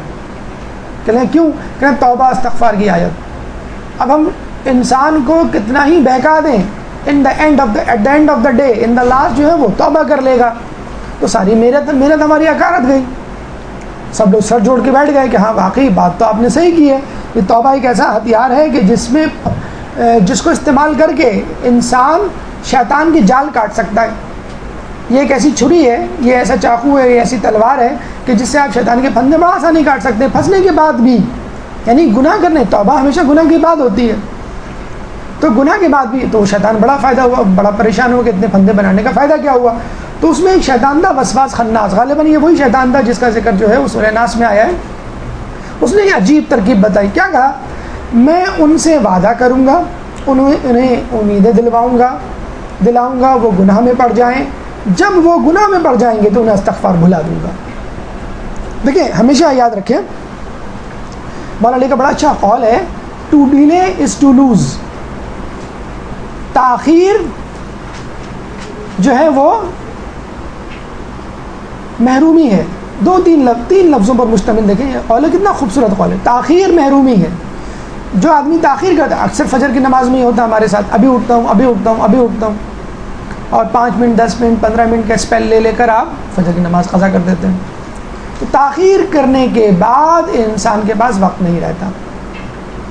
دیکھیں ایک شخص تھا، یہ ہمیشہ یاد رکھیں، اکثر لوگ کہتے ہیں کہ ابھی تو عمر پڑی ہے اور علم بھی حاصل کر لیں گے، توبہ بھی کر لیں گے، نمازیں بھی پڑھ لیں گے، خمس بھی دے لیں گے، حج بھی کر لیں گے، ابھی تو عمر پڑی ہے، ابھی تو ہمیں فی الحال جاب کرنا ہے، روزگار کمانا ہے، ابھی تو ہمیں پڑھنا ہے، مثلا ہمیں تو فلاں فرض کر لیں یہ کرنا ہے وہ کرنا ہے. جو کرنٹ جاب ہوتی ہے اس کو آپ امپورٹنس دے رہے ہوتے ہیں اور باقی کاموں کو ایک سائڈ پہ رکھ دیتے ہیں.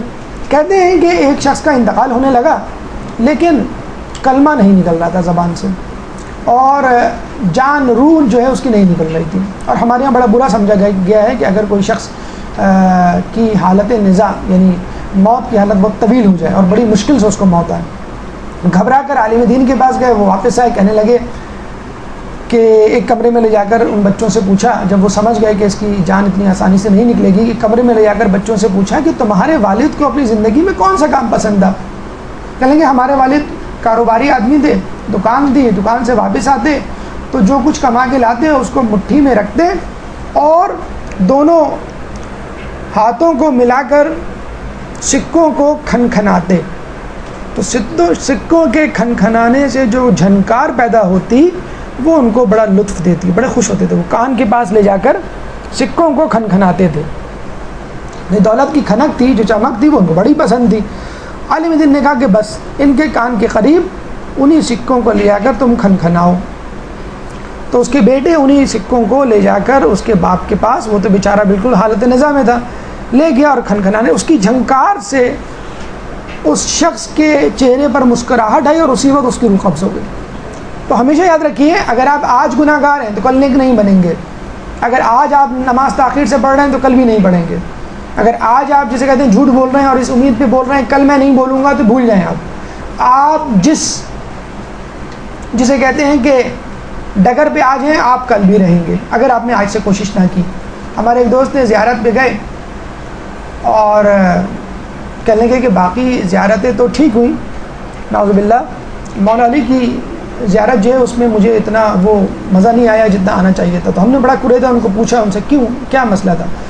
پھر انہوں نے بہت سوچ بچار کے جواب دیا, میرا قلب متوجہ نہیں تھا. کیوں کہ اتفاق سے اس زیارت میں نجف اشرف میں بڑے اچھے وہاں پہ ابھی ماشاءاللہ آپ گئے ہوں گے, آپ زیارت میں بڑے اچھے ہوٹلز بن رہے ہیں, بڑے 5 اسٹار قسم کے نا. لوگ ہوٹلوں میں بیٹھے رہتے ہیں زیارت کرنے, نعوذ باللہ جو ہے کم جاتے ہیں. تو وہ بتا رہے تھے کہ ہمارے یہاں ہوٹل میں ماشاءاللہ ہیٹر, اے سی, بوفے, اتنی شاندار فیسلٹیز تھیں کہ اکثر کبھی نہ کبھی تاخیر ہو جاتی. اکثر ہم جو ہے وہ حرم سے آتے کہ کھانا کھا کے واپس جائیں گے تو پتہ چلا کہ چائنیز بوفے لگا ہوا ہے ہوٹل میں, اور خوب جسے کہتے ہیں سیر ہو کے کھایا, اشار ہونے کے بعد چلو تھوڑا سا سو جاتے ہیں, کل صبح جائیں گے. پتہ چلا کہ وہ فجر کی نماز بھی قضا ہو گئی, سوتے رہ گئے. تو کیا دیکھیں وہی بسیار خوری, وہی آرام طلبی جو آپ کو کراچی میں تھی, آپ کیا سمجھتے ہیں زیارت میں جا کے وہ ختم ہو جائے گی؟ یہاں پہ جو دعوتوں میں دھکم بیل ہوتی ہے وہی آپ کو حج پہ بھی نظر آئے گی. تو کیا وہاں جا کے آپ ایک دم سے مطلق نہیں, تیاری آپ کو یہیں سے کرنی ہے. دیکھتے ہیں نا, اپنے حج پہ جانے سے پہلے لوگ جو ہیں وہ جاگرس پہن کے جاگنگ کر رہے ہوتے ہیں. کیوں؟ حج پہ بہت پیدل چلنا ہے اس لیے ہم جاگنگ کر رہے ہیں. ٹھیک ہے, یہ کام آئے گا آپ کو. تو آپ یہ نہ سمجھیں کہ آج میں غلط ہوں کل میں ٹھیک ہو جاؤں گا, یا ابھی 2-4 سال تک میں جاب کر رہا ہوں, مصروف ہوں, انشاءاللہ 5 سال بعد. آپ کوئی ایسا شخص بتلا دیجئے جس نے یہ کہا ہو کہ میں بڑا مصروف ہوں کاروبار میں یا کسی اور کام میں, انشاءاللہ 5 سال بعد میں جو ہوں حج کروں گا یا یہ کام کروں گا. کچھ بھی نہیں ہوتا. وہ مصروفیت سے کہتے ہیں اللہ تعالیٰ ان کو اسی دلدل میں مصروفیت میں چھوڑ دیتا ہے کہ وہ ہمیشہ یہی کہتے رہ جاتے ہیں کہ میں بہت مصروف ہوں. تو جو بھی کام آپ کے اوپر پڑا ہوا ہے کم از کم نیت کر لیں, کم از کم اس کو کیلکولیٹ کر لیں, کم از کم دینا شروع کر دیں قسطوں میں. حج ہے تو چلے ٹھیک ہے, آپ نیت تو شروع کریں, آپ کیسٹ سننا شروع کریں, درس میں جانا شروع کریں, کچھ ایک اسٹیپ تو بڑھائیں, کچھ اقدام تو کریں جس سے لگے کہ آپ تیاری کر رہے ہیں. 11واں بندہ یہ وہ آگ ہے جس میں ہم روزانہ جلتے ہیں اور ہمیں پتہ نہیں ہوتا, اور جب ہم دیکھتے ہیں تو یا اللہ کہہ کے ہمارے منہ جو ہیں وہ کھلے رہ جاتے ہیں. کھیل تماشے, ٹی وی, انٹرنیٹ, موبائل, گپ شپ, خواب یعنی خواہش ہے, گھنٹوں بیٹھے ہم اپنا وقت ضائع کرتے ہیں. غفلت, یہی ہے غفلت. غفلت یہ تھوڑی کہ آپ کفر میں مبتلا ہو جائیں, غفلت یہ ہے کہ نیکیوں کی طرف سے توجہ ہٹ جائے. کتنے ہی لوگ ایسے ہیں, افسوس کے ساتھ کہنا پڑتا ہے, پوری رات جاگ کے گزار دیں گے, نماز شب کی توفیق نہیں ہوتی ان کو. رمضانوں میں استغفر اللہ ہم نے کئی کیسز ایسے سنے جو بیچارے روزے کے لیے رات بھر جاگتے ہیں, روزہ رکھتے ہیں, سحری کرتے ہیں اور سو جاتے ہیں, نماز فجر تک قضا کرتے ہیں اپنی. تو کیا غفلت, توجہ نہیں ہے آپ کی. اور اس پہ 4 چاند آج کل کی تفریحات نے لگا دی ہیں, کھیل ہیں, ٹی وی, انٹرنیٹ, موبائل, گپ شپ, خواب. مطلب یہ سب کیا ہے؟ یہ جو خواتین, چلیں ٹھیک ہے آپ کہہ سکتی ہیں بھائی بڑی خواتین یا ڈیڑھ عمر کی خواتین یا خواتین عموماً اس پر نہیں ہوتی, ٹھیک ہے, وہ اپنا وقت جو ہے وہ گپ شپ میں ظاہر کر رہی ہوتی ہیں. باقاعدہ انٹرنیٹ میں موجود ہے کہ پاکستانی خواتین کی خصوصیات, تو اس میں ایک خصوصیت یہ دی گئی ہے, یہ اگر کہیں جائیں گی آدھے گھنٹے ملنے کے لیے تو 2 گھنٹے گیٹ پہ کھڑے ہو کے بات کریں گے. دیکھو آپ نے اکثر شوہر جو ہے وہ گاڑی میں بیٹھے وہ ہارن بجا رہے ہوتے ہیں, بھائی چلو باقی باتیں بعد میں کر لیں. آدھے گھنٹے کے لیے آئیں تھی, امی کو سلام کر لو, سلام تو 1 منٹ میں ہو جاتا ہے, آدھے گھنٹے لگا دیے, چلیں ٹھیک ہے آدھے گھنٹے لگا دیا, آدھا گھنٹہ لگا دیا, 2 گھنٹے آپ گیٹ پہ کھڑے ہو کے, آدھا گیٹ کھلا ہوا ہے آدھا جسے بند ہیں, لوگ آ رہے ہیں جا رہے ہیں. ارے آپ پریشان کیوں ہو جاتے ہیں, میں اسکارف پہنی ہوئی ہوں, ٹھیک ہے آپ اسکارف پہنی ہوئی ہیں, آپ حجاب میں ہیں, لیکن معیوب ہے اس طرح گلی کے گیٹ پہ کھڑے ہو کے آپ جو ہے وہ گفتگو. پھر آپ کہتی ہیں ہماری چوڑیاں کسی نے چھین لی, کسی نے بندے اتار لیے, کسی نے پرس چھین لیا. تو یہ کیا ہے, یہ اپنا ٹائم ویسٹ کرنا ہے جسے کہتے ہیں نا, جس کام کے لیے آئے اس سے زیادہ جسے کہتے ہیں. لوگ معاشیوں سے ان کے جسے کہتے ہیں خاندان والوں کے بارے میں گفتگو شروع کر دیتے ہیں, تمہارا ماموں, تمہارا چچی, تمہاری خالہ وغیرہ وغیرہ. تو اگر آپ جسے کہتے ہیں کہ آپ ان میں نہیں انوالو ہیں تو آپ گپ شپ, ہر کسی کا ایک ویک پوائنٹ ہے, ایک کارنر ہے جہاں وہ اپنا ٹائم ضائع کر رہا ہوتا ہے. ابھی پچھلے دنوں, اچھا ایک تو ہوتا ہے کہ ٹائم ضائع کرنا, ایک ہوتا ہے ٹائم اس طرح ضائع کرنا کہ وہ گناہ میں تبدیل ہو جائے. دیکھیں آپ دیکھیں فطری بات ہے, میں آپ کو مثال دوں, اگر آپ کسی سے ملنے جاتے ہیں, آپ نے دیکھا ہوگا 5-10 منٹ بڑے اچھی طرح گزرتے ہیں, 15 منٹ بعد وہ تمہاری پھوپھی کا کیا حال ہے, بس اچھا انہوں نے پھوپھی کا حال سنایا, اچھا تم اپنی خالہ کو سناؤ, وہ سنا ہے کہ وہ فلاں کے بارے میں یہ کہہ رہی تھی. آپ نے اکثر سنا, غیبت کبھی بھی نا شروع میں نہیں ہوتی, جاتے ہی السلام علیکم وعلیکم السلام, آپ کی پھوپھی نے یہ کہہ دیا, نہیں ایسے نہیں ہوتا کبھی. ہمیشہ 15-20 منٹ بعد جب کول ڈاؤن ریلیکس جسے کہتے ہیں پاپی پیٹ کو کچھ مل جاتا ہے, پھر جو ہے وہ یاد آنے لگتا ہے کہ فلاں نے کیا کہا تھا, فلاں نے کیا کیا تھا. تو جتنی طویل گفتگو ہوگی اتنے گناہ زیادہ ہوں گے.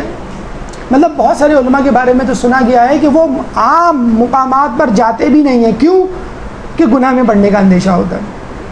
ابھی میں دیکھ رہا تھا 2020 انٹرنیشنل یہ پاکستان کا آ رہا تھا, تو ایک ذہن میں ایک بات آئی کہ اگر ایسا ہو جائے تو کتنا اچھا ہو کہ لوگ چلو کرکٹ کے بہانے دہشت گردی, ایکسٹریمزم, ٹارگٹ کلنگ اس سے دور رہیں. پتہ چلا کہ 2020 کے فائنل کے بعد میوزیکل شو ہو رہا ہے. دیکھیے ہم لوگ بھی جو ہیں وہ نعمت کو گناہ بناتے ہیں. کرکٹ ایک جائز چیز ہے, اب اس میں آپ نے میوزک ڈال کے اس میں جو ہے وہ آپ کو خواتین اینکرز کو بلا کر, مطلب مرد اینکر جو ہے وہ صحیح سالم کھڑے ہو کے بت بنا تقریر کر رہا ہے, اور جہاں خواتین اینکر آئیں اور وہ ہل جل کے انہوں نے تقریر کرنا شروع کر دی. مطلب ایک سازش کے تحت جسے کہتے ہیں خواتین کو بلایا جاتا اور اس پروگرام میں مرچ مسالہ ڈلوایا جاتا ہے. غفلت کے بارے میں سنیں, آخوند ملا حسین قلی ہمدانی بہت بڑے عارف گزرے, استاد تھے جواد تبریزی کے. جواد تبریزی کون, جو استاد تھے آیت اللہ خمینی کے. اب آپ دیکھ لیے ان کا درجہ کتنا بلند ہوگا. کہتے ہیں حسین قلی ہمدانی درس دیتے دیتے چپ ہو جایا کرتے تھے. کیوں پوچھا گیا کیوں چپ ہو گیا, کہنے لگے میں ڈر گیا تھا کہ کہیں میری توجہ خدا کی طرف سے تو نہیں ہٹ گئی. درس دیتے دیتے چپ ہو جاتے تھے کہ کہیں میری توجہ, کیوں ہو سکتا ہے درس دیتے ہوئے خیال آ جائے کہ لوگ بڑا پسند کر رہے ہیں, لوگ جو ہیں بڑی واہ واہ کریں گے اس درس کے بعد. تو ایک نئے کام کرتے کرتے بھی آدمی رک جائے کہ کہیں میں اللہ کی طرف سے, اس کی توجہ کی طرف سے, اس کی التفا کی طرف سے ہٹ تو نہیں گیا. تو ہماری غفلت کس نہج کی ہوگی, خود پسندی. اسپیشلی وہ لوگ جو نیکی کے کاموں میں مشغول ہیں, نماز شب پڑھ رہے ہیں, قرآن پڑھ رہے ہیں, احادیث پڑھ رہے ہیں, عمل کر رہے ہیں اس پر. یہ لوگ کیا کرتے ہیں, جسے کہتے ہیں نو دولتی ہے. اندازہ ہو جاتا ہے نا, اگر کسی کو نئی دولت ملے تو بڑی شو مارتا ہے, گھڑی پہنے گا تو سب کو دکھائے گا, ٹائم پوچھے گا پہلے سب سے کیا ٹائم ہوا ہے, پھر لوگ کہیں گے یار تم نے بھی تو گھڑی پہنی ہوئی ہے تو نہیں لگ رہی, ہاں وہ پھر بتائے گا. تو موبائل کسی کے پاس آ جائے تو وہ لگے گا کہ آج انہوں نے موبائل خریدا ہے. مجھے کہتے ہیں نا کہ اگر آدمی گاڑی کا دروازہ کھولے اپنی بیگم کے لیے تو 2 باتیں ہو سکتی ہیں, یا تو گاڑی نہیں ہے یا بیگم نہیں ہے. تو وہ پتہ چل جاتا ہے کہ نئی چیز ہے یا نہیں ہے. تو اگر کوئی نیا نیکوکار بنتا ہے تو وہ پتہ چل جاتا ہے کہ آپ نے نیا حجاب کیا ہے, آپ نے نئی نماز شب شروع کی ہے, آپ نے نئے مستحب روزے شروع کیے ہیں, آپ نے نیا پڑھنا شروع کیا. آدمی اترا رہا ہوتا ہے, لوگوں کے سامنے شو آف کر رہا ہوتا ہے کہ مجھے یہ معلوم ہے, مجھے یہ معلوم ہے, میرا حجاب ٹھیک ہے, تمہارا حجاب غلط ہے, میری نماز صحیح ہے, تمہاری نماز غلط ہے. تو پھر کیا ہوتا ہے, آدمی اپنے کم عمل کو زیادہ سمجھ لیتا ہے اور کم گناہ کو زیادہ, گناہ کو کم سمجھ لیتا ہے. حالانکہ اس کا الٹا ہونا چاہیے. سائیکالوجی میں اس بیماری کو ہم کہتے ہیں نارسزم. جسے کہتے ہیں نا کہ جب لڑکیاں جو بڑی عمر کو پہنچتی ہیں تو گھنٹوں آئینوں کے سامنے کھڑی رہتی ہیں. تو صرف خواتین کے لیے نہیں ہے، یہ مردوں کے لیے بھی ہے. ہر اس شخص کے لیے ہے جو خود پسندی کا شکار ہو. گھنٹوں، ضروری نہیں ہے کہ آپ آئینے کے سامنے کھڑے ہو، گھنٹوں آپ اپنے بارے میں سوچیں.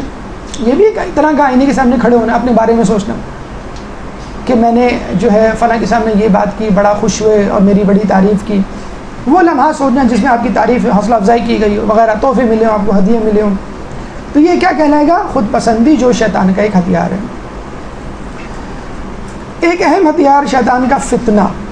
یہ اتنا خطرناک ہتھیار ہے کہ جو ہمارے دور کا سب سے بڑا ہتھیار ہے.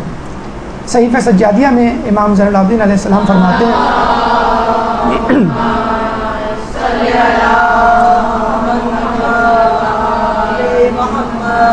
اگر شیطان انہیں تیری عبادت سے نہ بہکاتا تو پھر کوئی شخص تیری نافرمانی نہ کرتا. وہ اگر باطل کو حق کے لباس میں ان کے سامنے پیش نہ کرتا تو تیرے راستے سے کوئی گمراہ نہ ہوتا. ولا تلبس الحق بالباطل، حق کو باطل کے ساتھ نہ ملاؤ. اتنی خطرناک چیز ہے. کیوں؟ کیونکہ آدمی دھوکہ کھا جاتا ہے. دیکھیں، ایک دودھ ہے، ایک پیالے میں دودھ پڑا ہوا ہے، آپ پی گئے. ایک پیالے میں زہر پڑا ہوا ہے، آپ نے نہیں پیا. اگر ایک پیالے میں دودھ ہے اور اس دودھ میں ایک قطرہ زہر ملا دیا جائے، اب وہ زہر سے زیادہ خطرناک ہے. کیوں؟ کہ آدمی دھوکہ کھا جائے گا کہ شاید اس میں زہر ہے، شاید نہیں ہے. آپ دیکھتے ہیں نا اکثر کہ فلاں بچے نے مٹی کا تیل پی لیا. اب لوگ بڑے پریشان ہوتے ہیں، بچے نے تیل کیوں پی لیا؟ تو پتہ چلا وہ کوکا کولا کی بوتل میں رکھا ہوا تھا یا پیپسی کی بوتل میں رکھا ہوا تھا، کولڈ ڈرنک کی بوتل. بچوں کو تو پسند ہے تو وہ بوتل سمجھ کے وہ پی گیا، کولڈ ڈرنک سمجھ کر. تو یہ جب حق باطل کے ساتھ ملتا ہے تو بہت ہی خطرناک ہو جاتا ہے، اس وجہ سے کہ لوگ اس کو حق سمجھ کر اس پہ عمل کرتے ہیں. کہتے ہیں کہ ایک عابد کے پاس شیطان آیا، کہنے لگا کہ تمہاری عبادت قبول ہو گئی، اللہ نے تمہیں معراج پہ بلایا ہے، چلو. براق کھڑا ہوا ہے، باہر گدھا کھڑا ہوا تھا، اس پہ بیٹھ کے چلا گیا، بیٹھ گیا. ایک عالم کے پاس گیا، کہنے لگا کہ تمہارے علم کو قبول کر لیا، اللہ نے تمہیں بلایا، میں جبریل ہوں، چلو. اس نے کہا کہ تم بے وقوف آدمی ہو، رسول اللہ کے بعد آج تک کوئی نہیں اترا، جبریل آج تک نہیں اترے، تم کیسے آ گئے؟ اپنے علم کی وجہ سے بچ گیا. تو فتنے کی وجہ سے کیسے بچے گا انسان؟ علم کی وجہ سے. جب حق باطل سے ملیہ میٹ ہو جائے، حق باطل کے برابر ہو جائے، تو ایک علم ہے جو آپ کو بتائے گا کہ حق کیا ہے. دیکھیں، ایک فلم ہے جو کہ ہالینڈ کے جیرڈ ولڈر نے بنائی تھی اور یہ پارلیمنٹیرین ہے وہاں کا. 2006 میں غالباً یہ مووی بنی ہے، 16 منٹ کی مووی ہے، جس میں قرآن کی آیت سے ثابت کیا گیا ہے کہ اسلام دہشت گرد مذہب ہے. اب دیکھنے والے، اچھا یہ اتنی خطرناک مووی تھی کہ خود امریکہ میں بین ہو گئی تھی. اب آپ بتائیں جو مووی امریکہ میں بین ہو جائے وہ کتنی فتنہ پرور مووی ہوگی. لیکن بعد میں بہرحال اس کو ریلیز کر دیا گیا. تو اس قسم کے فتنے ہمارے آس پاس موجود ہیں، علم کی کمی کی وجہ سے ہم اس میں شکار ہو جاتے ہیں. اور آج کل کے دور میں فتنہ ہی، جیسے میں نے آپ کو بتایا موویز کی مثال دی کہ آج کل موویز پیش کی جا رہی ہیں، ٹی وی کے ٹاک شوز آ رہے ہیں کہ موسیقی کس طرح جائز ہے، سزائے موت کس طرح غلط ہے، پردہ کس طرح جو ہے وہ دقیانوسی چیز ہے جو آج کل نہیں ہونا چاہیے جدید دور میں، وغیرہ وغیرہ. تو یہ ہے سب سے خطرناک چیز، فتنہ، جو حرام اور گناہ سے زیادہ خطرناک ہے. فتنوں کے دور میں آپ کو کس طرح رہنا ہے؟ مولا علی نے 1400 سال پہلے ہمیں بتا دیا. فتنوں و فساد کے دور میں اس طرح رہو جس طرح 2 سال کی اونٹنی کا بچہ ہوتا ہے کہ اس کی پشت سواری کے قابل ہوتی ہے اور نہ اس کے دھونے کے لائق تھن ہوتے ہیں. یعنی آپ اس سے نہ دودھ لے سکتے ہیں نہ سوار ہو سکتے ہیں. آپ بھی اس طرح ہو جائیے اس دور میں. اب ہم لوگ بڑے مزے سے، بڑے جسے کہتے ہیں کہ دوسروں پہ طنز کرنے کے حوالے سے کہتے ہیں کہ بھئی تمہاری تو جنرل نالج ہی نہیں ہے، تمہیں فلاں مووی، فلاں ڈرامے یا فلاں پروگرام کے بارے میں معلوم نہیں. ٹھیک ہے، اچھی بات ہے، نہیں معلوم ہے. گناہوں کا نہ معلوم ہونا، گناہوں کی جگہوں کا معلوم نہ ہونا تقوی کی علامتوں میں سے ایک علامت ہے. تو آپ یہ نہ سمجھیں کہ میری جنرل نالج کا میں، ٹھیک ہے مجھے نہیں معلوم، گناہ کی چیز ہے، معیوب چیز ہے، مکروہ چیز ہے، میں اس سے بچتا ہوں. تو اس زمانے میں آپ بالکل یہ نہ سوچیے. اکثر ایک زمانے میں، اب تو خیر ٹی وی چینلز بہت زیادہ ہو گئے ہیں، ایک زمانے میں ہوتا تھا کہ لوگ دوسرے دن آ کے کالجوں، یونیورسٹی، اسکولوں میں پوچھا کرتے تھے کل کا ڈرامہ دیکھا، اور جس نے نہیں دیکھا وہ ڈپریشن میں چلا جاتا تھا. کیونکہ غالباً اس زمانے میں ایک ہی چینل، ایک ہی ڈرامہ. تو آپ لوگ تو نہیں، الحمدللہ جو دوسرے لوگ ہیں وہ لیٹسٹ مووی جب تک نہ دیکھ لیں وہ ان کو کھانا ہضم نہیں ہوتا. یہ مووی 1 ہفتے سے آئی ہوئی ہے، تم نے اب تک نہیں دیکھی، یہ البم اب تک آیا ہوا ہے، 1 مہینہ ہو گیا یہ البم اب تک نہیں سنا تم نے. لوگ ایک دوسرے کو چھیڑتے ہیں کہ تم you are not up to date, تم زمانے کے ساتھ نہیں. ہاں ٹھیک ہے، ہم زمانے کے ساتھ نہیں، برائیوں میں ہم زمانے کے ساتھ نہیں، ہم نیکیوں میں زمانے کے ساتھ نہیں، برائیوں میں زمانے. تو فتنوں کے دور میں ایسے ہو جائیں جس طرح اونٹنی کا 2 سال کا بچہ کہ جس کو کوئی مس یوز نہ کر سکے، کہ تو بچہ ہے.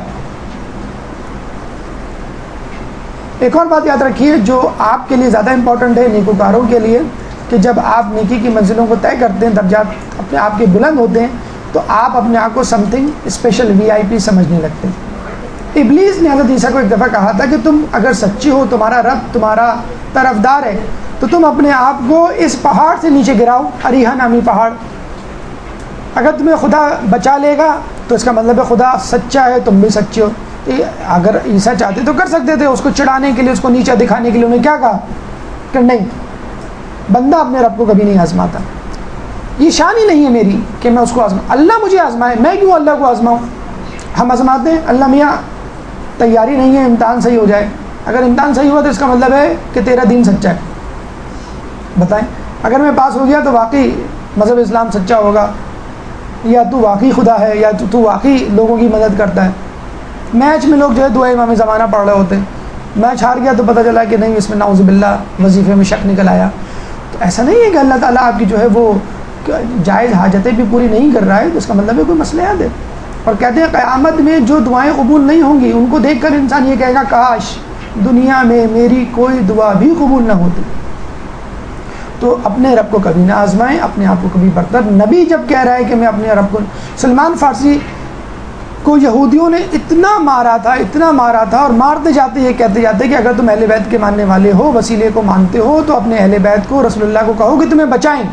اور وہ کہہ سکتے تھے کہ بچائیں، لیکن انہوں نے کیا کہا، میں صبر کو بہتر سمجھتا ہوں، میں صبر کو بہتر سمجھتا ہوں. حالانکہ وہ کہہ سکتے تھے اللہ تعالیٰ اگر اہل بیت کا مذہب صحیح ہے تو مجھے بچا لے. اسی وقت رسول اللہ دیوار شق ہوئی، رسول اللہ آئے، نمودار ہوئے، ظاہر ہوئے، کہنے لگے اے سلمان فارسی، اللہ نے ان کو نیست و نابود کرنے کا فیصلہ کر لیا، تم ان کے لیے بد دعا کرو. سلمان نے بد دعا کی، سانپ آئے اور ان کو کھا گئے.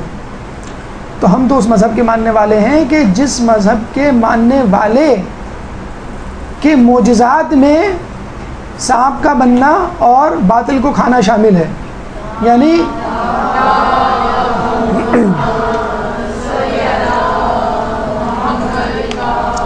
جو معجزات نبیوں سے ہوتے تھے وہ اہل بیت کے ماننے والوں سے ہو سکتے ہیں، اگر ہم حقیقی طور پہ اہل بیت کے ماننے والے بنیں. شیطان کے خلاف ہتھیار مختصر طور پہ ذہن میں رکھ لیجئے، صدق نیت ہر کام میں رکھیے، کثرت تسبیح،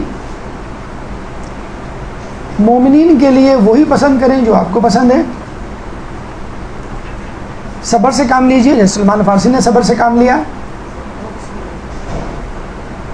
رزق پر توکل کیجئے، یعنی جو آپ کو دیا گیا ہے توکل کیجئے، حرص لالچ میں نہ پڑیے، زیادتی کی لالچ میں آپ جو ہے گناہ میں مبتلا ہو جائیں گے. پہلے کہا کرتے تھے اوپر کی کمائی، اب یہ اوپر کی کمائی زیادہ ہے اور نیچے کی کمائی کم ہے، یعنی بیسک پہ کم ہے اور اوپر کی کمائی زیادہ ہے. تو اپنی جاب سے محبت کیجئے، اپنی سیلری سے محبت نہ کیجئے، تو خود بخود پریکٹیکلی بھی آپ کے جسے کہتے ہیں رزق میں اضافہ ہو جائے گا. تو یہ وہ شیطان کے پھندے تھے اور یہ وہ ہتھیار ہیں اور یہ وہ حکمت عملیاں ہیں جو ہمیں شیطان کے مقابلے میں آزمانی ہیں. اللہ تعالیٰ سے دعا ہے کہ ہمیں شیطان کے حملوں سے بچنے کی توفیق عطا فرما، امام کے ظہور میں تعجیل فرما اور ہمیں ان کے جانثاروں میں شامل فرما. اس درس سے متعلق اگر آپ کے ذہن میں کوئی سوال ہو تو مختصر سا 1 یا 2 سوال اگر آپ چاہیں تو کر لیں، کیونکہ وقت جو ہے وہ ختم ہو چکا ہے.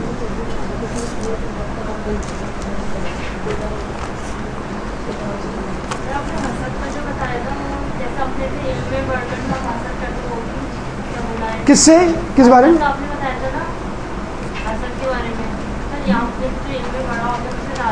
جی جی نہیں، اگر آپ حسد کر رہے ہیں علم کی وجہ سے تو ظاہر سی بات ہے وہ گناہ ہوگا. حسد مطلب یہ ہے کہ آپ کا دل یہ چاہ رہا ہے کہ وہ علم نہ حاصل کرے، آپ کا یہ جی چاہ رہا ہے کہ آپ اس سے زیادہ عالم بن جائیں، لوگوں میں مقبول ہو جائیں.